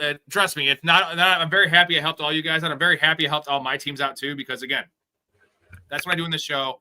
I don't tell you guys to pick up people I don't pick up. I put my money where my mouth is with everything. The bets, obviously, I put my receipts on all the bets. Like, that's all my teams are what I tell you guys to do. So, obviously, I'm killing it. So, I hope you guys are killing it as well. Show some support, too. 5 super chats to keep the show going, too. We're gonna go till about 2 hours here. We have 35 more minutes till it runs out, and we'll finish every question, roughly. But show some support. If you're winning money on my bets, if you want to keep this show going, I'm going to keep on doing it. It's not like a threat. Like, you motherfuckers better do it. Show some support. You know what I'm saying? I'm on here fucking 3 hours a night sometimes. Are you threatening us? Are you threatening me? I gotta get that fucking clip from Beavis and Butthead. Yeah. Are you threatening me? The dude is 200 pounds soaking wet. He needs to gain a bit of weight. I think he's talking about Jay Daniels. Yeah, no, he's more like sucking wet, more like 180, dude. Michael says, once Mark comes back, what are we doing with Michael Wilson? So I'll break it down like this. Michael Wilson is a wide receiver 1 with no Marvin Harrison. That's just facts. Like, he is actually the wide receiver 1 if you want to look at the numbers. But let's say he's top 12 without Marv. First game back, I'm not worried about Michael Wilson because he's coming off a heel injury. So I'm talking about Marvin Harrison, right? So I think that Michael Wilson's still almost a must start with the first game back. Now, if Marvin Harrison comes back and it does the same kind of thing that it was doing the first game he came back after the appendectomy, and he gets 7 targets, 3 for 40, now he's more of a fringe wide receiver 3. It still say wide receiver 3, but I think Michael Wilson's not looking back now. I really don't think that they're going to take him off the field. And here's the upside I mentioned yesterday before this week. Greg Dortch is out. So now you have Greg Dortch off the field. So Michael Wilson's playing the slot, baby. So, like, I think Michael Wilson's a must start. He's a top 15, top 20 guy, even with Marvin coming back. You agree, Ray? Yeah. Won't disagree with it. I love Michael Wilson. Man, I just remember when he first came out of college, out of Stanford, This is his third year. This is the second year of the pod. I did like a 20-minute segment on Michael Wilson because he was like a 4th-round pick, 3rd-round pick. I think it was a 3rd-round pick, and I loved him so much. And it just looked like a bad call. You know what I mean? I'm not saying it's a good call now because he's doing this, but like clearly I wasn't that far off base. I was like, this dude's a savvy. He's just a tough dude. He's a bulldog. I call him a bulldog because he's just a fucking tough guy. I like guys like that. I love St. Brown coming out. Like guys like that find a niche in the NFL. It just sucks that it took Marvin Harrison's injury for him to really blossom because he's always been playing a lot of snaps. They just never targeted the dude. Never. And I have so many best ball leagues. Anyway, Daniel's mom is having Quinn taken care of soon. Yeah, please. Daniel's mom will put a hit on Dan Quinn, or I think the fans of Washington should just do that. Again, Downtown Sports Gentlemen, link in the description. If you haven't already subscribed or checked out their channel, they had Iron Eagle on their goddamn show. Ray, I love you. You're meat sweats, but neither of us are Iron Eagle, unfortunately. Are you? Are you Iron Eagle? Am I tripping? Iron Ray. Iron Ray. So I have $2 in fat left. Iron Ray. I think at this point of the season, my Tyler Warren Benson for Nico is looking like a fleece. Yeah, Nico's a stud, man. Yeah, 80 Mitchell, man. I'll take the L on this one. And now, yeah, thanks a lot. It wasn't. He had 6 targets in this game. What? I don't even know the name of that guy. What's the name of the quarterback that came in for Tyrod Taylor? That dude's terrible, bro. Like terrible. So 80 Mitchell would have had a big game. I'm telling you, Tyrod Taylor would have been a fine game. It would have been 5 for 70. I want to say, right? Would you agree with that, Ray? If it was Tyrod playing that game, he still had 1 for 24. No, that's gross, but. Yeah, I could agree with that. Yeah, so that was just he still played every snap. He got 6 targets. Like the process was right with Tyrod. Brady Cook, dude. I don't know who that he guy has is. he doesn't have his picture on. He doesn't have his picture on Yahoo. I heard that. That's not a good sign. That is not a good sign. No. So I have $2 in fab left on waiver wire. I have Lamb and Ertz on my roster. Potential replacement will be Watson, Godwin, Sutton. I also have Waller as a replacement for Ertz. Continued on next message. Would you put the remaining fab on Fannin or split it with Flournoy? No, I don't want Flournoy. I mean, I like Flournoy, but not worth it. It's Fannin. And Lamb might play next week. He has 9 days off. Like the reports are fine. But if you can Ertz is not coming back clearly. So this must be like a 10. Yeah, and the point is, this is like a 10-team league or an 18 league. You have literally Christian Watson, Godwin, and Sutton. Sutton's on your wire, like or no? Oh no, he has those guys. I think he says right. Replacements would be. So that's who he has on his team. So you're fine. Exactly. I want all those guys over Flournoy. So you put the house, and the house happens to only be $2, but you're getting a cardboard box. You put the cardboard box in the alley on Fannin. I don't think you're going to get him, but there's Mason Taylor's an option because if they keep this Mason Cook guy or whatever his name is, Mason Taylor's the dude. Brady Cook, whatever the hell it is. Hey, show some respect to his name. Yeah. B-Rob was a starter last year in Commanders. Is he a starting running back somewhere else? No, he's a backup for Christian McCaffrey, man. He's saying if he were on another team, yeah, of course he'd be a starting running back, like an Arizona Cardinals. He's a top 25 guy in the league, so he's starting on a certain amount of teams. You know what I'm saying? Like if he's a top 25 guy, there's 32 teams, so yeah, he's a starting. Yeah, he's starting on a couple teams. That's teams. I'm pretty sure he does that. Yeah, but not everywhere. It's not like he's a must guy. That's why I said the Arizona Cardinals, who are trash. I think Tyler Algier is a better player than Brian Robinson. And I love Brian Robinson, but Tyler Algier is better. I love Tyler Algier. Yeah. Tyler Algier would start on 10 or 12 teams in the NFL, I feel like. Yeah, and Corum. Jaden Daniels is turning into the CJ Stroud of the NFC. Great rookie year, sophomore slump. Yeah, I will take it. Next year, I'm taking Jaden Daniels because quarterback is the one position I don't care about injuries with. That's why I was saying I'm all about Jackson Dart next year. You can always replace a quarterback. You can't replace running backs and tight ends as easily. And so that's why I go Jaden Daniels in the 5th. I'll take Jackson Dart in the 10th. Love that. Is the Gesicki or Knox stuff real? Both had great days. Dawson Knox stuff's definitely not real. That's Dalton Kincaid came back today. It's crazy. I started Dawson Knox the first week Kincaid got hurt like in 6 spots. He goes 1 for 12 yards. And now Kincaid comes back and Dawson Knox has 93 receiving yards. You know what it is though? It's the quote that invention is the mother of invention. Like they have no receivers there. Khalil Shakir is not really a real wide receiver. Keon Coleman sucks. Brandon Cooks is a fucking corpse at this point. So, like, they have to play 2 tight ends, and that's what they're doing. And so Dawson Knox, he's streamable, but, like, these numbers, he's a touchdown or bust guy in my mind. Gesicki doesn't play enough snaps. Who would you rather have, Ray, Gesicki or Knox in full PPR? Gesicki or Knox? I would probably say Gesicki. Yeah. With Joe Burrow loves Gesicki. Like, when he comes in there, he just hits him, man. And Gesicki's got great hands. Michael, can't have AJ Brown score 27. What are my chances? Well, as soon as this is full PPR, I'd say you have a 75% chance. Would you say that high? Huh? 27. I would say 60. 27's a lot, man. That needs. We're talking about Devonta Smith. That's 7 catches for 130 and a touchdown. That's 26. So 7 for 140 and a touchdown. He can't have him. So, yeah, I'd say you have a good chance. I really hope so. Oh, he can't. I thought he was asking, can he? Oh, yeah, no, you're good, man. All right, this is a good call. Stroud says Stroud stinks and looks inept most of the time. JD 5 far better. Houston have a stacked team. No, Houston has a terrible offensive line, just so you know. And they have 1 receiver, and their other receivers are rookies. So they have a stacked defense. They don't have a stacked offense, and they don't have a good offensive coordinator either. So I'm not really a CJ Stroud guy. I'm just going to defend the guy a little bit. Who would you rather have right now? I'm going to go take a piss and then get a beer. Who would you rather have? They're both around the same age, Jaden Daniels or CJ Stroud going forward? I mean, consider I would say this: if CJ Stroud didn't have as much injury history as he's had, especially because he had concussion issues, I'll say Jaden Daniels just because he has the much higher ceiling.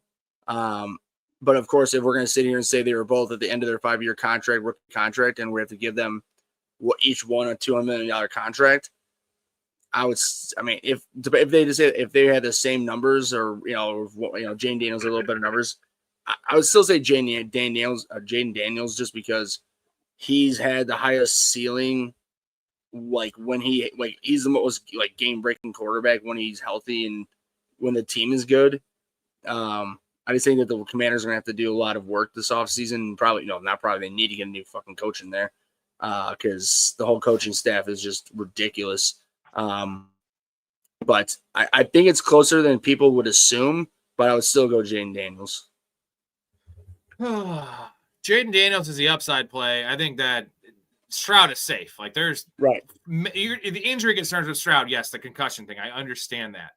Jaden Daniels has, like, how many different body parts you want me to list that could be injured in this guy? You know what I mean? Like, it's rough. Have you ever been with a girl that's like really freaky and likes it rough? You see her body and it's all bruised up. Like, that's Jaden Daniels, bro. Like, CJ Stroud just has a little head injury. It's just a little head injury. It'll be fine. I'm taking CJ Stroud because I want to tie my franchise to a guy that's more stable. Right. And I hate CJ Stroud. I am not a CJ Stroud fan. I hated him coming out of college. I think that he's got the it factor, and we saw it tonight. And Jaden Daniels is going to be very inconsistent. And that whether that be health, whether that be, I don't know if he can read a defense, man. And last year, he just caught the NFL by storm. They weren't ready for him. Now they have film on him. Look what happened. Not great. For real, Cav, Eagles or broken Herbert tomorrow. Herbert gets sacked or his arm gets hit. It's hard. He's out. Watch surprise. Even he started him risking the season. I don't know why they're starting him. I obviously have Eagles as my bet, -2.5. I don't bet lines. Now maybe that's a reason to fade me because I don't really do well on betting lines, but this is one that caught me. Eagles need to win this game. The Chargers do not. As much. Well, especially with the Chiefs losing. I would say, especially with the Chiefs losing. If the Chiefs won, I think it'd be a different story, but with the Chiefs losing, I'm with Rob. They don't need to win it nearly as much, as much of a must win. But it should be an interesting game for both of them because the Eagles, they've just been so dysfunctional in offense, but the Chargers have been as well because they have so much injuries. And even like when they try to play, they still look dysfunctional on offense and just as a team right now, which is very un-Jim Harbaugh-like, but it's looking not looking so hot right now for either team. Right at the moment, at least. Eagles still have a better long-term solution or long-term. Tyler Shuck, is he elite? No. Is he a franchise guy? No. Could he be the starter, opening day starter next year? Probably. Would they draft a quarterback number 1 if they had it? Yes. Would they draft Mendoza? You think yes. so? So there we go. He's not elite. I like what I see out of him. He's frisky, though. I like him. He's old, though. He's a 25-year-old rookie. Another one of these 25-year-old rookies, man. Hetzer says Panthers gonna Brandon Hyde. Or the hell? Panthers gonna win the division. I'm sorry. Brandon Whedon. Brandon Whedon. Yeah, thinking that trash. 27-year-old rookie. Panthers gonna win the division. They just beat the Rams. The Rams destroyed the Bucks. Well, NFL doesn't work like that, unfortunately, Hetzer. Where it's like you can't go Dolphins beat Bills. It means no, that's not how it works. I'm still taking the Bucks. Are you taking the Bucks? Yeah, especially with their schedule coming down the rest of the season. Even though they just lost to a 2-win team, that's now a 3-win team, but I still have faith in them right now. I drafted Marvin Harrison last year. Didn't even look at him this year because Kyler's there. Brissett kind of came back to earth a little bit in this game, but he still chucks the ball. I love it. And Kyler Murray just sucks. He sucks. I hate him.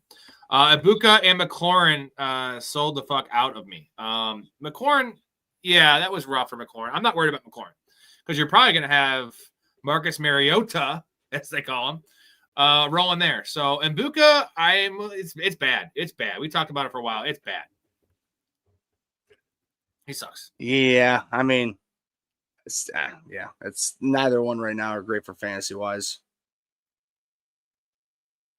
Hetzer was dropping Boswell for Fairbairn, a good move. 100%, man. They have the best schedule. They have dome games. They have an elite defense. They have a conservative coach. I have Fairbairn in probably like 12 of my leagues that I had buys in, or that I have incoming buys coming in. I love his 16 and 17. 15 is not bad either. So indoor games, he's a good kicker.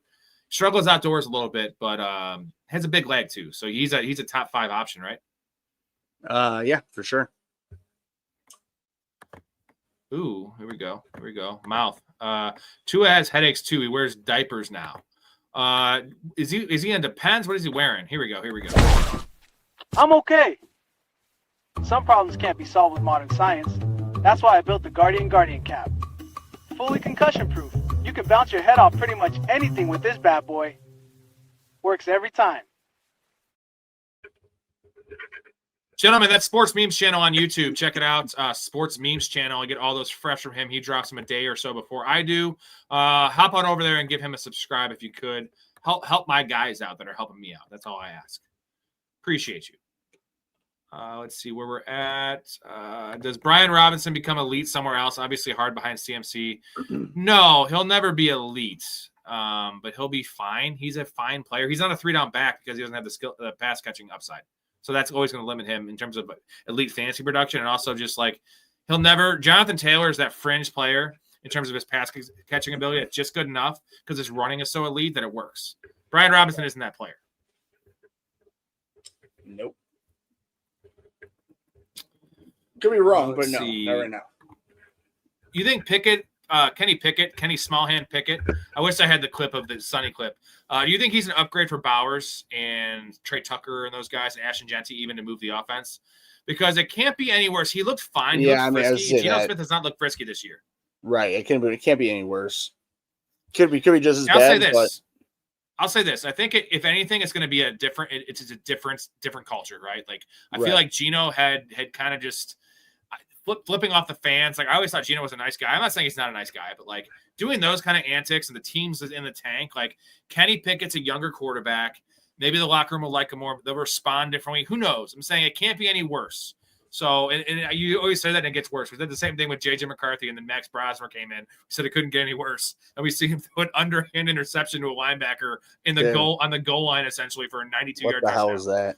But I don't think Kenny Pickett was a former first-round pick. I feel like he's not Max Brosmer, right? No, definitely not. Devin Neal and Shuck are giving Dart and Cam vibes. Ooh, that's a nice call, Sven. Not quite the same in terms of like the visual, right? Because the Cam and Dart thing it was a WWE thing. They were just running into walls. But dude, I like the friskiness, man. The Saints, and they're gonna win themselves right out of that top 3 pick, right? Oh yeah. Keep it up. Keep it up, Kellen Moore. Mouth, good call. Coach Speak on the Split says Corum gets more work in the regular season because they're saving Kyron for the playoffs. They want Blake to get work and make sure Kyron's healthy. I have another take on it, man. I think this is not a soft benching. I think that what I've been saying all year is I've been telling you Blake Corum's the better back, at least the better runner. He's the better runner, the pure runner of the football. I think this is a way to make everyone happy to say you're saving Kyron and I'll also save Kyron. and get Blake more work because he earned more work. And you just paid Kyron, not tell Kyron, hey, buddy, like your job is in jeopardy. And you want to keep everyone happy. Sean McVay is a very good coach. Regardless of what Storey says, Ray, Sean McVay is a good X and O's coach. He is a good motivator. He is a good leader. He is a smart ass dude. He was a head coach at 32 years old. You don't get the job at 32 unless you're a genius. And This is a smart play by Sean McVay of essentially passing the torch a little bit and making everyone happy and keeping Kyron motivated, right? Because you don't want an AJ Brown situation, do you? No. But Kyron Williams was nominated for their Ultimate Player of the Year, and I would never, ever in a million years ever think that AJ Brown would ever be.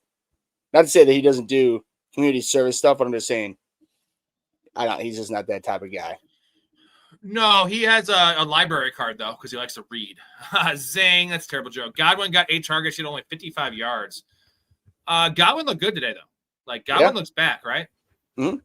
I'm going to say like back, but he's gearing up to like pre-injury. It's definitely getting there.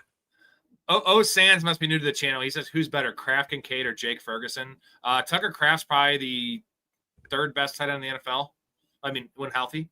I mean, am I wrong? Like, look at what he did this year. Yes, I like to see longevity, but it's definitely trending. Well, like Kittle is better, but like how long does Kittle have, really? You know? Maybe Kittle's a different animal. Maybe Kittle has 5 more years of this because Kittle's a badass. Thoughts on Ibuka and McLaurin rest of the season? Who do you want, Ibuka or McLaurin rest of the season, full PPR?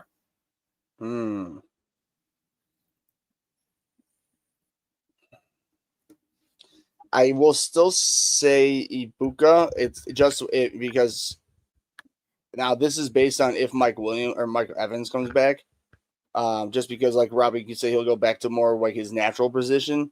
But if it's a lingering thing with Evans, which it very well could be, I would then go McLaurin. Don't think just because I got a lot of money, I'll give you taco flavored kisses, honey. Fulfill all your wishes with my taco flavored kisses. Taco, taco, burrito, taco, taco. You were eating tacos and I had to do it. What was the question? I want McLaurin rest of the year. He's the number 1 there, and Debo is pretty washed. Now you have to know Zach Ertz. That's how many targets is that opening up? And I will say this: Ben Sinnott. I think it's Ben Sinnott. I love Ben Sinnott. I think he is a dark horse pickup for deep leagues. I like him, and there's no Zach Ertz. So they have Bates there, I believe. But like, give me that dude. What do you think? You in? Yeah. Am I crazy? Yeah. Okay. I might get another chug here. We have 2 more to get a chug, and we'll do another 20 minutes in the show. Will Bob Chesney win at UCLA? He's won everywhere. Taj, this is 100% a question for Storey. That is our college football guy, so I'm not going to act like I know what I'm talking about. And if you say he was won everywhere, UCLA is a proud program. Taj, are you in the Discord? Because if you're in the Discord, just post that on there, and I'll make sure Storey gives you a detailed answer. He'll even do one-on-one with you. I'll make him do a one-on-one, shirtless.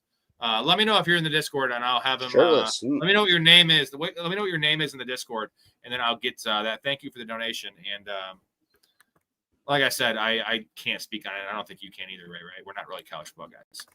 No. Also, real quick, one more shout out to the new guys that joined the Patreon. Appreciate you guys. Y'all are awesome. You are awesome. A lot of big perks here. A lot of big perks. You want to play fantasy leagues with us? Community fantasy leagues, guest appearances on the pod, Discord, access to my bets. Gentlemen, we're crushing 71-37. Ray and Ray, what do we say about the Patreon, the Discord? We get in the Discord. What is it? It's the place to be. It's the place to be. What do you call it, Kramer? It was. Come on, Rudy. Come on. We call it the place to be. The place to be. Yes. The place to be. All right. Wilson is literally just a better receiver than Harrison Jr. As soon as he gets opportunities, he balls out. It's not even close. He's just a better receiver. He's a better receiver than a lot of people, man. It's just he's awesome. He's my hero. He is my new Tucker Kraft, right? Because Tucker Kraft was my guy, my father, my friend, my lover, my cousin, whatever I called him. I don't know. I keep on forgetting. It's been so long. I fucking miss Tucker Kraft, dude. Let's see. Sure Both of your favorite teams suck, my opinion. Peace. Well, actually, we're both Bears fans, so we're doing pretty well. So thanks for your comment. Appreciate you. I'm gonna have a tough start next week for the Discord chat. So many names that I could play. I don't know who I should start. That's what we're here for, baby, Max. That's what we're here for, man. And this is playoff time. This is crunch time. You know what's funny though, Ray, is that Erica, my wife's in 11 leagues. And I'll say this: I drafted all her leagues. She did draft one league. The last league she drafted on her own. She has a bye. She did it all on her own. It was the last league we did, so she had all the the knowledge and like who we were taking and what spots. She has a bye. But if something if she's in 9 out of 11 right now, she might make the 10th league, which she wouldn't have a bye. But as currently constructed, she made 9 playoffs in 11. She has 9 byes. 9 byes, dude. So she's not gonna have a fantasy week next week. She has nothing to do. I was like, that's awesome. I traded Kraft and Devin Neal for Hake. I don't know what that means. Kraft is this dynasty. Best defenses going forward. The Buccaneers. I mean, I still want to say them because their schedule. Houston, obviously, it's the obvious names. The Chiefs have a decent schedule. I don't think they're going to give up, right? You think I know Seattle doesn't have a great schedule, but my God, man, that defensive special teams just keeps chugging along. Oh, he traded Neal and Kraft for Ferguson and Kincaid. Is this dynasty? If that's the case, I don't like it because I want Devin Neal and I want Tucker Kraft. Ferguson's not old, but oh God, I can't put this one up. Evening, gents. Outlook on Riley Leonard moving forward. I liked Riley Leonard coming out of Notre Dame. He's frisky. He's what's impressive is he's a running quarterback. So I feel like he's gonna have some fantasy value because at Notre Dame he was running the fuck out of the ball. And he can throw the ball. He's got that nice system. Like literally, Danny Dimes, before he got the injury, the broken fibula, he was a top 8 fantasy quarterback. I want to say, Ray. And like Riley Leonard, like Daniel Jones is not very good. Like we've seen it forever. Like he's fine, but like Riley Leonard has the same skill set, if not better. He's younger, more athletic. Like, is he a startable guy going forward? What do you think? Tough matchups, unfortunately. I would say in super flex, yeah. Yeah, and then we got to see what we have, right? Right. Seattle or Texans defense next week. This is really going ahead, Mark, but we will find out. It's probably just, I mean, that's the toughest. If you have both those options, that's fucking awesome. Congratulations. Right. 100%. We have Seattle has at home against the Colts. I like that. Texans have at home against the Cardinals. I'm going Texans against the Cardinals. Big time. Ron, I won this week. Ready for the playoffs. I'm glad I didn't play Mooney. Jesus, Mooney one catch, man. Dude, he had that touchdown, but he ran out of bounds. I think we might have told him to play Mooney over Hampton. So I do remember that question. We don't get them all right, man. That's gross. Peasy, RJ Harvey, Kamara, Neal, or Benson. Start one. Trey Benson's out for the year, man. So you can just pretty much write him off, drop him. It's RJ Kamara's out as well. So it's RJ Harvey. I don't know. You're listing injured players. That's interesting. It's RJ Harvey. That's pretty sure. Ray the Don. What's going on? That's your mouth. That's your name, right? Mouth. Meat Sweats, and Ray the Don. Would you start Christian Watson against the Broncos next week? I mean, it depends on who you have, man, but like that's a tough matchup, and I think he's going to get a lot of Pat Surtain. What do you think? Yeah, I mean, again, I'm with Rob. It just depends. Like, I wouldn't be starting him confidently as a wide receiver too, but if you start 3 receivers, he'd still be a fine option because he still has that explosive, game in him, and I mean, like I said, he just might be a little bit lower end of a wide receiver 3. If you start 3 receivers, I'm still thinking he's in between like 30 and like 22, 3, maybe like at least 25 to 30 for just because of the matchup. What do you think about Colby Parkinson, man? Because Higbee is not quite near return. He just scores touchdowns every week, man. They give him those little screens and he gets like 14 yards. So he's a top 12 guy, right? Just based on the offense. You want pieces of that Rams offense. I think it really depends. I think it just depends who you have available and or who you have because he's just so touchdown dependent. Yeah, but at least he gets those little design targets, man, which I like. Team Money, we're not college football guys. Thoughts on Notre Dame getting hosed by the committee for Miami in the college football playoffs? That's wild because they should want Notre Dame in there. Giant brand. Well, especially because they declined their bowl game. They're like, yeah, we're not doing it. So right. Team Money. Team Money, and then who was the other one? Taj. Those are Discord questions because Storey's in the Discord. He's not going to be on the show tonight. Drop those questions in the Discord if you're in there, and then they will answer all those. If you're not in the Discord, drop a message in the chat, and then go to professionalfanatics.com, or Mark will help you get in there in the chat. Brady Cook fucks me. James Cook over 23 receiving yards hit. Back half of the parlay was Brees 29.5 receiving yards. He got 2 targets. Yeah, I saw that bat. That was awesome, and it would have hit with Tyrod Taylor. Just saying, Adonai Mitchell would have been a wide receiver 3 with at least with Tyrod Taylor. And Brady Cook's terrible. He's like, how bad is he? This is not bad. Simple Jack, the story of a mentally impaired farmhand who can talk to animals, was a box office disaster that many critics called one of the worst movies of all time. Got a good brain. I think you've got a fine brain, Jack. You make me happy. But now the question is, can speed... The best part about that is that that's his wife. So anytime that he ever pisses her off, she'd be like, calm down, Simple Jack. 100%. Only 22 snaps for Kincaid this week. Can I trust him moving forward? I mean, hey, look at Kincaid's snap shares in general this year. He's a 55 to 60% max snap player. They don't trust him in the run game, and they're a run first team. So that would, I'm guessing 22 snaps for them was probably like a 34%. You can trust him because you're tied to Josh Allen and it's touchdown upside. But I would start fanning over Kincaid, right? Fanning over Kincaid for sure. Right.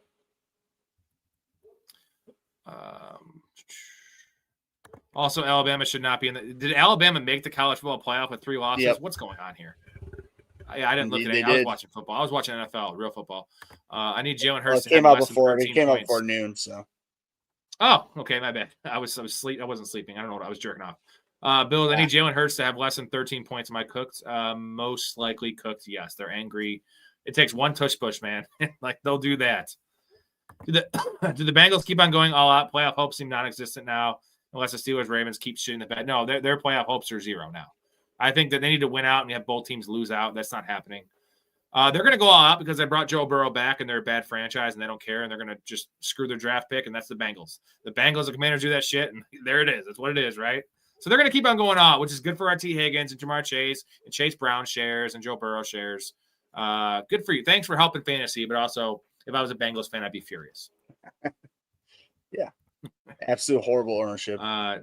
Traded Saquon for the 101 in Dynasty and got Genty. I'm feeling real good about it now. I mean, going forward, maybe. I was between that and Muhammad.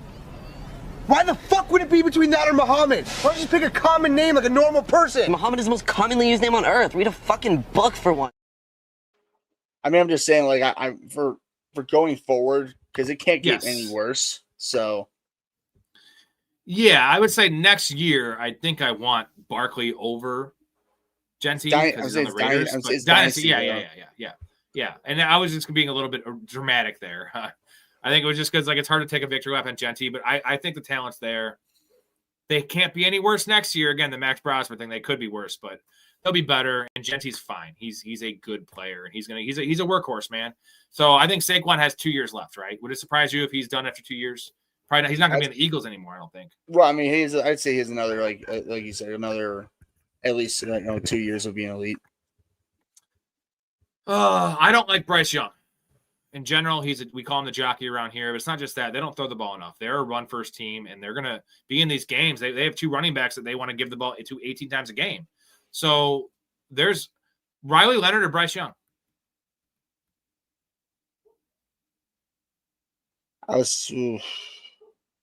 Look at how loungy Ray's just lounging right now. You ate all the tacos, right? Oh yeah. You're in meat sweats right now. Oh yeah. I would still go Bryce Young, just because he has been playing much better lately, honestly. I know he's had like I was looking at his stats, like he had the last 5 weeks, besides his bye week, he had like 2 bad games, 3 amazing games. So I mean, he's at least developing. We just don't know with Riley, but I mean, again, he has a lot of the same skill set, like you said, of Daniel Jones. So he could very well turn out to be a pretty decent option. We just got to see what happens with him going forward. Who has more money, The Rock or the Catholics? Now, where did The Rock go to school? Miami. WWE and UFC sponsor the hell out of the NCAA. That's why. Ooh, look at this little Mouse South conspiracy theory. I don't disagree with it. Is this true? That The more conspiracy is that his family has been in it for years and years in the WWE, but nonetheless, I mean, it's still the Catholics. They have unlimited money. Yeah, Ray, we both were brought up Catholic, so we kind of know about those kind of things. They like their money and they like to cover things up. Oh, wow. Jonathan says, Ray in a vacuum box. Shout out Jonathan, upgraded his membership on Patreon. He is now a pro. Appreciate you. He's going to be in our NFL playoff fantasy league. It's going to be awesome. Appreciate you, Jonathan. Ray is in a vacuum right now. Ray, do you feel like you're in a vacuum right now? Like, how do you feel, man? Can you explain how you Feeling feel? good, man. Just waiting for a next chug. Getting a little thirsty. We have one right now. We just hit it, man. We just hit it. I'm trying to look for the hold on. I'm looking for the bag. Here it is. Here Yeah, well, Mom also said for you to stop sticking your dick in the vacuum cleaner.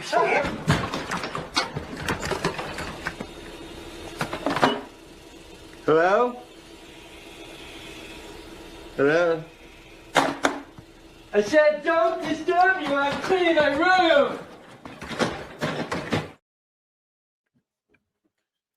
Kyron has not had a fumble problem this year, but he has had a fumble problem in the past, right?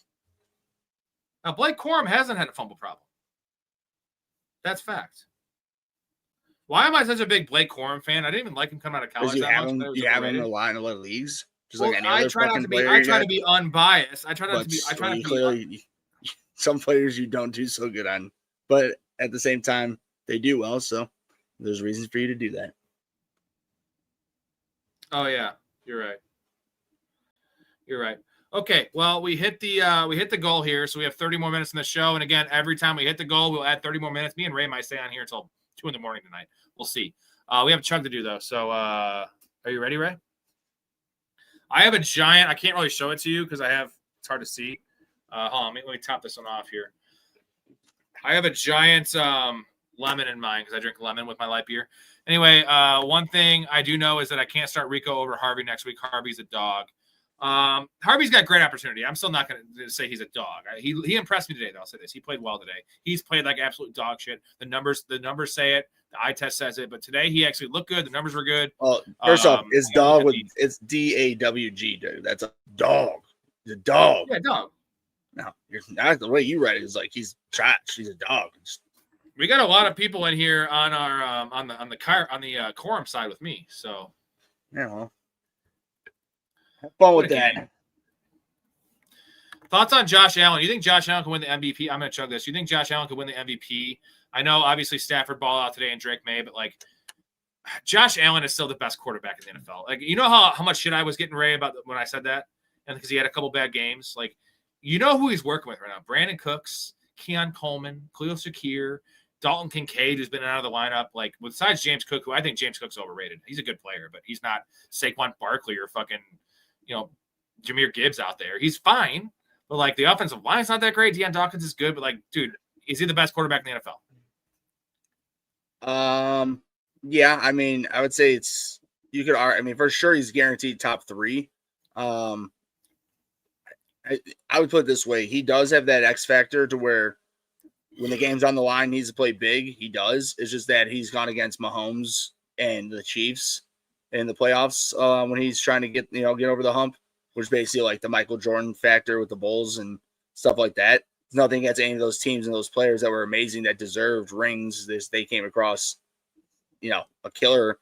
And Josh Allen obviously hasn't gotten to the Mahomes level, but with the Chiefs basically out now, this seems like the best opportunity for him to take that type of advantage. Because if it was the Bills, if the Bills ran the table just from here on out, got to the AFC Championship game, and it was the Bills versus the Patriots, and even if it was in New England, I would be taking the Bills if they ran the table to get there. You know what I mean? Because they have Josh Allen, and on top of that, come on, please. And on top of that, Go ahead. Sorry. I was just saying on top of that, there's just, and obviously today just showed as to why how good, why people like you talk about him being the best in the league and how good he really Eye is. test. Eye test, man. Kills it. Eye test. Miles says Godwin doesn't look as good because Baker doesn't look as good. Baker's hurt for sure. He's hurt. He's playing with an AC joint thing. How hurt do you think he is, Ray? Because Baker's a dog. Like, he's literally a badass. Is he too hurt to like make a run? Can they win this division? Will they win this division? What do you think? Yeah, I still think he can win the division. He's definitely hurt, but no, I don't think there's any reason why they can't, because their division is just weak, honestly. So that's why I just think like as long as they do what they need to do, and if they just need to tweak their game to be a little more ground and pound and just use Sean Tucker a little bit more, with Bucky Irving, then so be it. They need to do what they need to do. But I say Godwin, he looks good, but if Baker's hurt, that definitely caps his ceiling. Bucky looks great, though. Bucky looks like he's a top 5, top 7 running back. Jay says, in my PPR league, I started Michael Wilson at the last minute, and he outscored Ibuka 37-3. Ibuka had more than 3, I think. But Jay, you watch this show every day. Ray, I literally tell everyone, like, was there ever a name when I had a Michael Wilson question this week that I said anyone over Michael Wilson? And you even said I'm just being an idiot, right? Because Ibuka was a big one. I was like, Michael Wilson by a mile. Like, Michael Wilson for me was over everyone. Justin Jefferson, over everyone. It was like he was a top 7 option in my book. I would never have not played him, is the point. And you scoffed at it. Storey scoffed at it. You said I'm a little too biased towards my guy. It's like he's my brother. But 2 touchdowns. The second touchdown was a monster of a catch. You see that? You saw the catch? Hands catch, physical catch. Just fucking love that guy, dude. Woo! Maybe Kelsey saw that and was scared it would happen to him. Kelsey sucks. I'm kidding. It's just I said that in one of the I caught myself. Me and Storey were doing one of the pre season kind of like draft shows, like pre-draft fantasy shows. We just record them and then put them out on YouTube. And I was just saying how I was saying Kelsey's not a good player, and he's just like, that's a bad take. He is a great player. He's an all-time player, but like I don't want to be at the counter saying he sucks. But currently constructed, he's 60% of his former self athletically, and now he's dropping passes and he can't block. So like, really, what is he? It's a good question. Let's see. Taj 2 years. Give him 2 years. We're talking Bears here. There's a lot of stuff here. I think I've converted my co-host position. Panthers are winning that division. Panthers beat big boy teams, and they don't lose at home. Who are you taking? I'm still taking the Bucks, and I think they're going to be helpful. I think Mike Evans is going to be huge. But I will say the Panthers are dogs, man. I've been saying that they're pesky, they're a pain in the ass, and look up for them next year, man. Keenan, what should you prefer week 15? Fannin versus Chicago or Likely versus Cincinnati? Dude, Fannon's a must start. Likely is, I don't know. His numbers are fine. Like, they just paid Mark Andrews, which is a wild contract. They gave him $33 million. Why are they paying Mark Andrews? He's 30 years old. Like, Isaiah Likely is the dude there. But it's Harold Fannin is, dude. He played, like I said, he played 92% of the snaps in week 13. Now you have an injured David Njoku who might not play, and it doesn't even matter now. He is just the dude. Jerry Jeudy's the number 1 there. Can't believe Jerry Jeudy had a touchdown today, but good for him. It's the Harold Fannin show, man. They line him up all over the formation. He is the future there, and not just tight end. They don't treat him like a tight end. They treat him like kind of how they treat Tyler Warren there in Indianapolis, right? Mm-hmm. He's just lining up everywhere in the backfield. Sometimes playing fullback, tight end, inline, outside, in the slot. H-back. I love it. You see the touchdown when he's screaming at the camera. I love Harold Fannin. I have a lot of Harold Fannin shares, and I'm very happy because that was my guy when the Tucker Kraft thing happened. I had him in quite a bit of, and it took a while, right? And he was fine. A lot of 3 for 34s though, which we don't like in fantasy. But Shedeur Sanders, man, he's looking okay.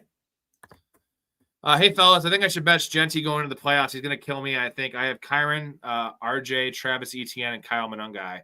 I think he's not gonna do anything the next 2 weeks. So let's just break this down player by player. So RJ Harvey is a must start at this point. Travis Etienne's a must start. and Kyron is on the fringe. So I guess it comes down between it's Kyron or Genty in the flex. Kyron's a safer option, but like his ceiling is capped, bro. I'd still go Kyron. Let's get serious here. Like the Rams are a way better team. Kyron's starting running back. Those three, the first three are the options over Genty right now. In a full PPR, I'm going Genty over Kyron. Genty has the potential to have 5 or 6 catches, and like Kyron just won't get that. You know what I mean? Like I know it sounds crazy, but like he's definitely gotten that many times not too long ago. So okay. No. Kyron Williams has never had over a 35 catch season. So how can you say he's at a 5 catch game? Maybe he's had a 5 catch game here or there, but Ashton Genty is. I know Ashton Genty is going to be playing 80+% of the snaps. Like we're opportunity guys, Ray. We're opportunity guys, I right? get that, but I've had Genty in 2 leagues, and I have Kyron in 2 leagues, and one produces and one doesn't. So I'll leave it at that. That's true. I guess my worry, though, is this game early on, they really went back to the old school of like running the ball around the goal line and not throwing to Devontae Adams every time. They took one shot to Devontae Adams, of course. They have to do that, dude. Devontae Adams' end zone targets are just – it's mind-blowing, dude. Like, how did we not see this coming? It's back in the day, Aaron Rodgers, right? Green Bay, Devontae Adams. But the crazy thing is they didn't have Puka Nacua on this team. I know Puka's not really a goal line like merchant. He's not a touchdown merchant. But like this is the best usage I've ever seen. Because it's not only the usage, it's always successful because they have the threat of the run and Puka. It's just like it's 80% of the time that he gets, first and goal from the 2. They throw a fade to him. It's a touchdown. I've never seen anything. Devontae Adams is all-time epic, dude. It's crazy. But you saw today he had 5 catches for 24 yards or something, or 44. It was a pretty bad game. He lives on touchdowns. So if he doesn't get the touchdowns, he is a wide receiver 2, but he's a must start. What a draft pick, man. What a value Devontae Adams was this year. 100%. I'm so salty that I don't have any Puka or Devontae Adams in my leagues because I was so scared off by the Matt Stafford back injury. I got Devontae Adams in 1 league. How could I take his weapons if I didn't think Matt Stafford was going to be himself or play? We didn't know. It was like really, dude, the reports were really damning. Me and Storey were just like pulling our hair out over this because every report was worse than the last one. And then 2 weeks before the season, he's like, I'm going to give it a go. And then he comes out and it looks like fucking 29-year-old Matt Stafford. Fucking wild, man. Bandit says Lamar scored 21, but still didn't look quite right. I actually thought he looked better than his stat line and fantasy points looked. What do you think, Ray? Yeah, but there were still some throws and just certain things that just looked still off. Oh yeah, but athletically, because with the running game and everything with himself, he's looking definitely healthier. So I mean, there's definitely signs that like he's coming back around. It's just that their season's probably done. So not done, but it's pretty much close. I wasn't talking about the passing. I know that's actually a big part of quarterback, but like for me, I feel like the athletic stuff matters more for him because that sets up everything else.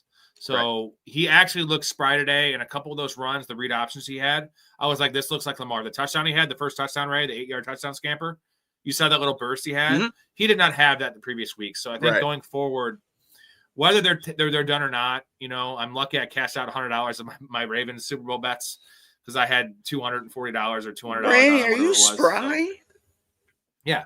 Lamar spry, but I'm going to keep on hammering this Lamar over rushing total because it was 25.5 this week. It was 24.5 the week before. He had 43 yards rushing. I think he's gonna be at like 32 yards against the Bengals. I'm going to hammer that because it's do or die for them. You saw Mahomes tonight, like And Lamar, I'm going to hammer that the rest of the year, baby. And that's what's up. Best bar nuts. The one I bust on a chest. No shit, that was weird. What do you have a best bar nut, Ray? You're the fucking food guy, right? Well, there's a Hold on a second. I gotta do this.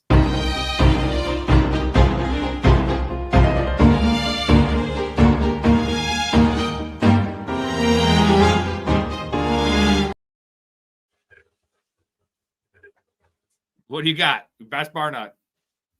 So like I said, there is a brand that's called Bar Nuts, and they have a spicy. It's like a trail mix, basically, but like a better trail mix, but it's spicy. It's fucking bop. Yeah, I don't have any answer. I like pretzels.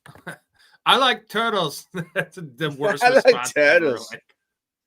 That's my simple Jack response to bar nuts. When in the bar I'm drinking, I'm eating like actual like meals, you know what I mean? And then playing slots and just being an idiot. Mark, thank you so much. Number one superfan, Mark. Give Mark a shout out, right? He's a dude. We love you, Mark. We're gonna have you on here at least one more time before the season ends.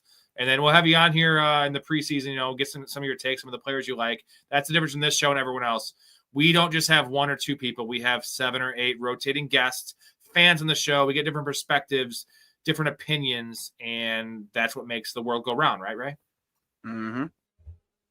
100%. Kirk Cousins is kind of a statue, right? How many sacks does he take next week, and how many picks does he throw? Kind of a statue. Like, dude, he's a Statue of Liberty, bro. Like, he's terrible. And the question you ask, how many sacks? Remember the old what was it? The fucking Tootsie Pop, the Tootsie Roll Pop. How many licks does it take to get in the middle of a Tootsie Pop? How many sacks does it take to get Kirk Cousins killed? Like, he can't move at all. He's so bad. That's so much money. He's made so much money. He takes a lot of sacks and throws a couple picks. And we just need Drake London, please come back, because that'll help out Kirk Cousins. So, yeah. Would you all drop Darren Waller if you had him? I need to find another tight end, bro. He is asked straight up. Well, it's one bad game. Who are the options, Hetzer? See, Josh Allen is certainly better than Patrick Mahomes. That's all I got to say. I mean, he's still not better than Mahomes. But oh, yeah. Ray, yeah, I'll finish the show. So Ray's got to go. So I will do another time we get one. Otherwise, Ray, you're the shit. We love you. And then we will see you. I love how you utilize the private chat. I appreciate that. You can use that. Now you know how to use it. So when I send you a message saying, hey, Ray, I love you, you'll know when I say it. Love you guys. All right, love you, Rob. Appreciate it. I'm sure I'll be on soon. And, yes, you will. Yeah, 100%. You guys have a good rest of your night. And then good luck tomorrow, anybody else. All right. I don't think that he is – I don't know. Patrick Mahomes is still better because of accolades, right? But, yeah, I'd like him in a vacuum. Again, I use the Ray statement. In a vacuum, Josh Allen with the Raiders, with a terrible coach and terrible players. Josh Allen's going to elevate the players around him more. That's my stance. Always been my stance. What's going on, Adson? Patreon member. Appreciate you, man. Never thought a lineup of CD, Chase, Judkins, Bucky, Warren, Dak would drop 90 points and probably miss the playoffs. Did you miss, or is it still on the line, man? Hey, we've seen some of these wacky low-scoring games with good teams, like fantasy games with good teams. It happens. Myles Garrett, dude. Thank you, Mouth. I know you're on the side. I had an argument with someone saying that they were trying to tell me that T.J. Watt was better than Myles Garrett. And dude, Myles Garrett's the best defensive player I've seen in my lifetime. He is essentially Lawrence Taylor, but he actually plays defensive end, so love it. Post-game commentary shot all over Kelsey. I didn't see that. Mike locked into a playoffs in both my leagues and might have scored a bye by now. In one. Hey-oh. I'm rocking 23 playoffs out of 25 leagues, man. My wife's looking at 9 out of 11, which I drafted, so we're at a 92% playoff clip. With insane volume. I'm in like four of the DraftKings millionaires. I signed up for 8 of them, so half of my advanced in, which is now I'm not going to win the million, I don't think, but who knows? I would still do this channel, and I would just be I'd be like a pimp. I'd be like dressed in bling. I'd be doing blow. It'd be fucking awesome. Miles is great. I love that he spoke early and asked for the coaches to allow him to go for it on defense. Any defensive players you'll recommend to start next week? I have Jordan Brooks right now. Divine Diablo is a dude that's killing it right now. He's on Atlanta. I like linebackers on bad teams, man. That's a guy I've been streaming that's just crushing. Carson Schwarzenegger's probably already owned. So Divine Diablo is my guy. I have IDP league with 4 IDPs. That's super deep, and that's a guy I picked up that might still be available. Dude, Pat, good call, Hetzer. Collinsworth just moans. He just talks about Holmes and just moans. Like it's like he's in a fucking an adult film, just slurping him, and he didn't even play well. That's the thing. So, yeah, I love me some Harry Fanny. That's what's up. Harold Fannin, Harry Fanny. What's up, GT? I'm taking a picture of that. I'm making a graphic, and he is now known as Harry Fanny. That's legit, man. Thank you. Shador had 4 TDs today. That's insane. Half PPR guys, and thanks, boys. What's the question, Rob? I didn't see your question. Shador just got his daddy a job. Ooh, Shador sandals and Mecca at Big Boo. We love a Mecca at Big Boo around these parts. He is the man. Okay, Frank, what the hell are you doing with that watermelon? You ever play this game? You grease the watermelon up, you throw it in the pool, everybody goes crazy trying to grab it. They can't grab it. Grease watermelon! Here it comes. Try to grab it! Oh, no. Come on. Mouth's a very knowledgeable NFL guy. He should probably be sitting in my spot. But, yeah, I liked Harold Finn as well. I didn't go that far just because the Bowling Green thing and just, the fact he went to the problem was David Njoku, right? And it appears that talent has won out. So, no problemo, Rob. You got a sweet name, bro. Bear down damn fucking straight, man. Down damn straight. Mason Taylor, AJ Barner, Mike Gesicki, Dawson Knox, Luke Musgrave are some top options. AJ Barner, Mason Taylor are I'm not going Luke Musgrave. Absolutely not. Absolutely not. I have a whole beer here. Shit. All right. So any last questions I'll get to? Anyone that's not in the Discord and wants to get in, what are you doing? I know there's only a couple weeks left this season, but here's the thing. We go all year long in this thing. I mean, we go at least 1 or 2 football shows a week, even when football is over. We do a lot of other things besides football. If you like the entertainment, you like the content, you like the guests. The guests make the show, and also you guys make the show, the chat, the community. So you want to get into this community, why the fuck not? Get in the Discord, man. ProfessionalFanatics.com. Sign up for the Patreon. Support your boys. Support me. Keep me going 7 nights a week. Okay, it's going to be 4 or 5 nights a week once football's over. But I start up early. We do a whole month on NFL draft. Get you ahead of the game on some of these guys like Harold Fanon for next year. My boy Storey was the highest on Puka Nacua. I didn't hear anyone talk about Puka Nacua. He was talking about him the whole time 3 years ago on the show whenever he came out. And you're going to get that kind of knowledge 5 days a week on that for April. And then once the draft's over, I'm going to be drafting best ball drafts every single night. I'm going to be posting and streaming all of my Fantrax drafts. I play 35 leagues, including my wife's leagues that I draft. I draft all of those live. You get real life, actual drafts, high money leagues, $250, $500 leagues, all my home leagues. You get the real info and you get the real ADP and see who I'm drafting. You make some money like me, man. So you want to get in this now because next year I'm going to be raising the Patreon price because all the people that have been in here help me now when I really need it. Like their prices ain't going to change. You guys are going to be set where you're at forever. I don't even give a shit. $5 for the rest of your life. You get it. Maybe I'll even cancel your memberships and have you in the Discord and all the perks because I appreciate you guys. So get in the shit now, boys. Now. Because later it'll be more and also it's not as exclusive. Get in now. I'm never going to forget you guys. NBA, MLB, Downtown Sports got you. We supply the fanatics so they can talk with you every night, even during the off season. Yeah, Downtown Sports, link in the description, our partner podcast. Appreciate them. Any last questions? I have to drop Tyrod Taylor too. Taylor, he gone. Groin injury. Daniel Jones, he gone. All right, I'll answer a few more questions before I take off. Tomorrow night, same time, 10:45 p.m. Central. That's going to be with Mike Storey, breaking down all of the action Week 14, looking ahead to Week 15. That's the first round of the fantasy playoffs for most of us, for all the smart people. I'm going to play a clip from Commando because I love this clip.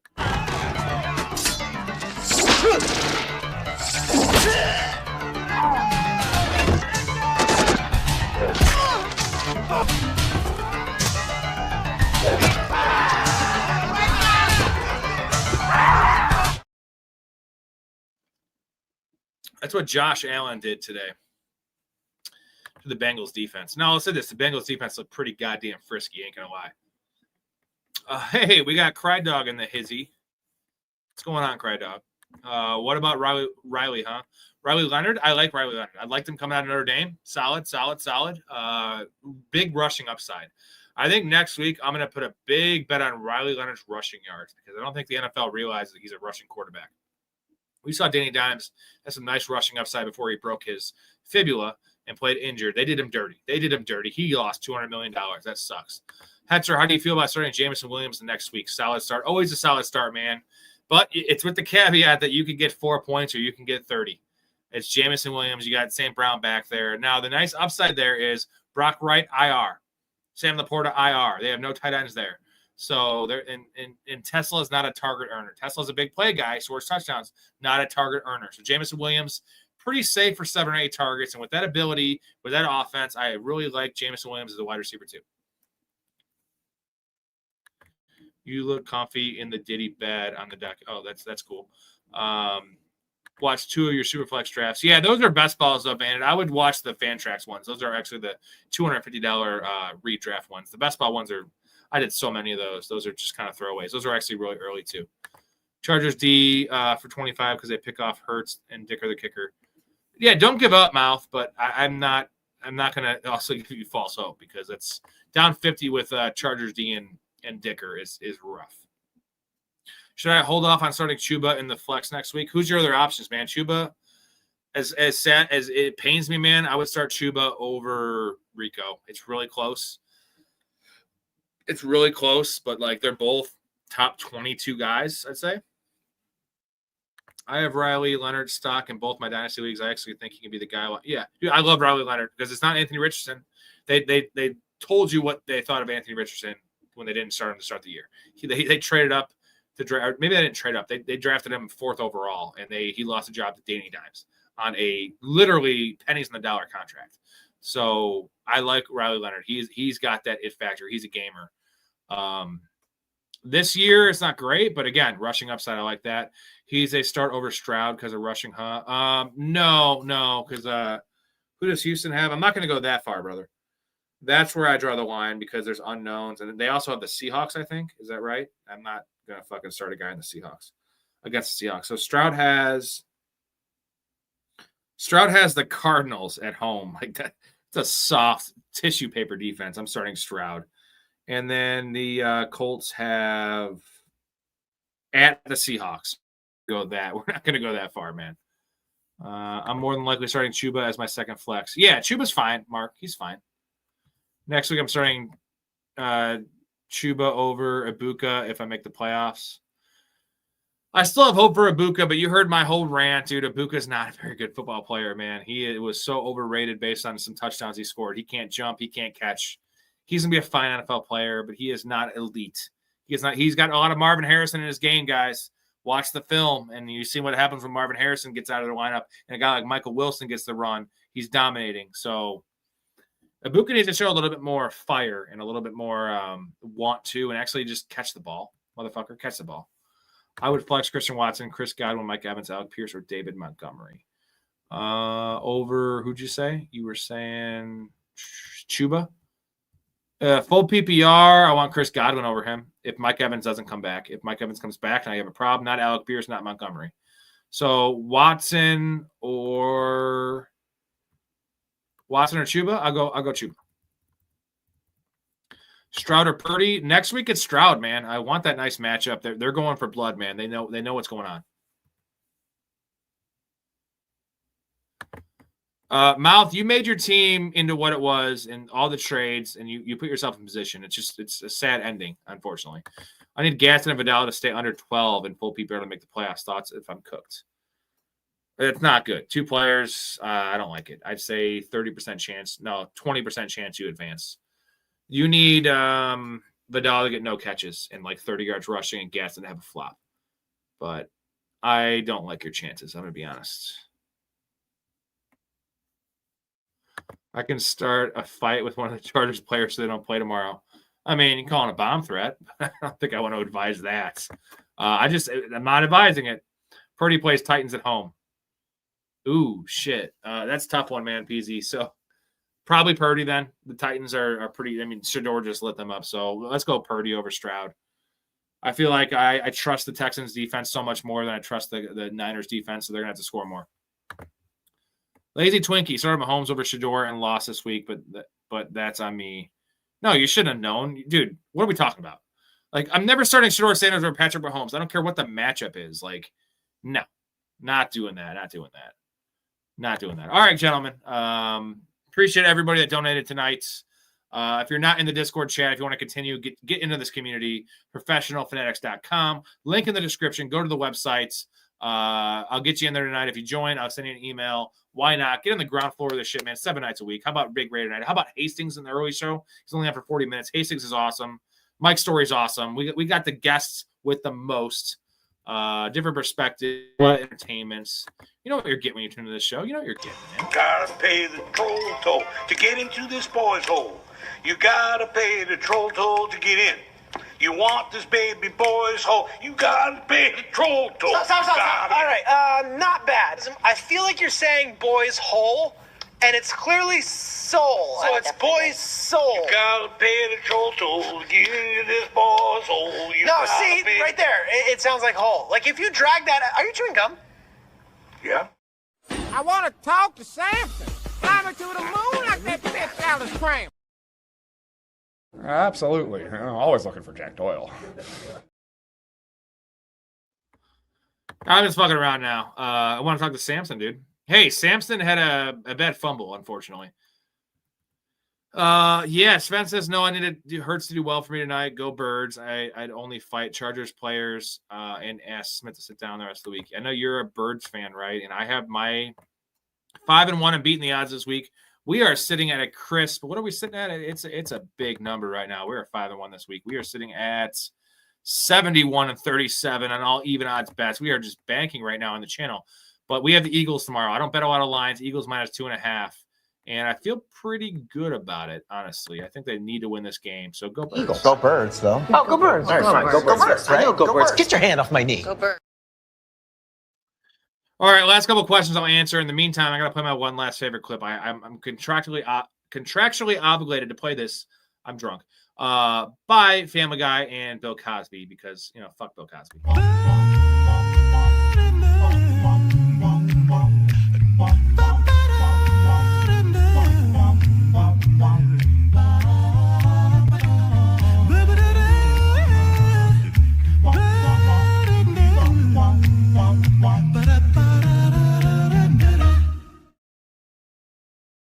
God, Mal, 13-9, man. That sounds crazy low.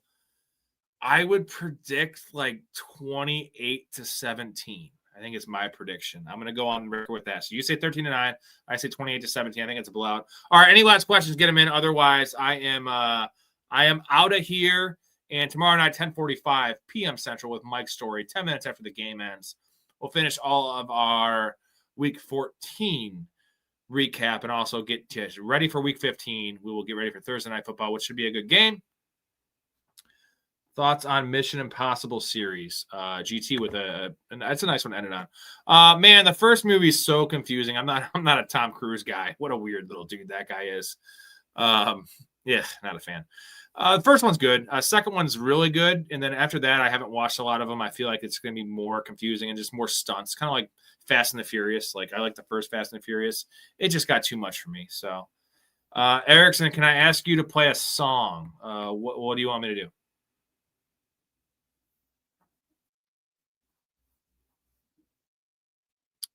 What do you want me to play? Mouth, we'll talk. Message me after this. We'll talk. Figure it out. Trying to do less threesomes because the shows last too long. And Hastings just doesn't come on very often. I got to get him on when I can because that guy's a G. And he's got 3 kids. So what does that mean? Sweet disposition. I don't have anything loaded up on this program for that. What is sweet disposition? Agree on fantasy football. Fast and Furious 1. Yeah, Fast and Furious 1's good. I also love Paul Walker. He's gone too soon, my dude. Gone too soon. All right, everybody. Appreciate you guys tuning in. Tomorrow night, 10:45 with Mike Storey. It'll be awesome. It's a song. No, I get it's a song. I don't. What do you want me to do? Sing it for you? I don't know it, so I can't sing it. And then I don't have it loaded up, so I would get demonetized and also copyrighted for that. So I can't do that one. Paul Walker was a goddamn legend. Also a very handsome man. I'm very straight. I love women, but I can also admit that man was handsome. Blue eyes. One of my a good Paul Walker movie to check out. Also, if you're very hetero like I am too, wink, wink. Jessica Alba, Into the Blue. Into the Blue. Paul Walker, Jessica Alba. It's like not a surfer movie, but there's like the plot's really weird. There's like a drug. There's drugs on a boat, and like they're trying to get the drugs, and like Jessica Alba's in a fucking bikini the whole movie, and Paul Walker's shirtless. So like if you're into that, the plot's okay. It's pretty good. Is it Deep Blue? Is that what I said it is? I think it's Into the Blue. Deep Blue Sea is a different movie. It's Into the Blue. I think it's called Paul Walker, Jessica Alba. A really good movie. Really good movie. It's surfer softcore. Yeah, maybe they're surfers. It's not like quite Point Break surfer because that's an actual surfer movie, but yeah, that's a solid one to check out. If you want to see Jessica Alba in her prime, like 24-year-old Jessica Alba in a bikini, you You can't get better than that, man. Go Pack. Go J Love for president. You know what? You owned us today. I ain't going to lie. We'll see you in 2 weeks. Not the biggest Bears fan, but I do appreciate and support the team.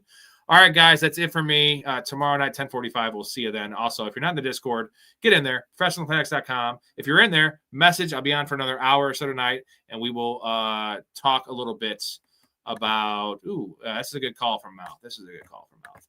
We need a tiny dancer. We do. I didn't play a tiny dancer. Hold me closer, tiny dancer. I haven't tiny dancered Ray in a while. We need more just random Kenneth Walker questions, just so I can get the cue to do it. Because sometimes I get so lost in producing and hosting, and I forget about the tiny dancer thing because it's so good. Hold me closer, tiny dancer. I am going to leave you guys with my favorite Helen Hunt's Why I Leave. And appreciate everybody. You guys are awesome. Peasy says Super Bowl prediction. Man, I can't even give you one. What would my Super Bowl prediction be? I got to say Rams after that fucking performance today. I give the Eagles a shot if they can actually get their shit together, but I would say Rams and Bills. I've been sticking with the Bills. It was Bills or Ravens for me before the year. Ravens are probably dead, so yeah, I would say the Chiefs, if they won this game, made the playoffs, they're still dangerous, but maybe I'm way off in that one. All right, gentlemen, out of here.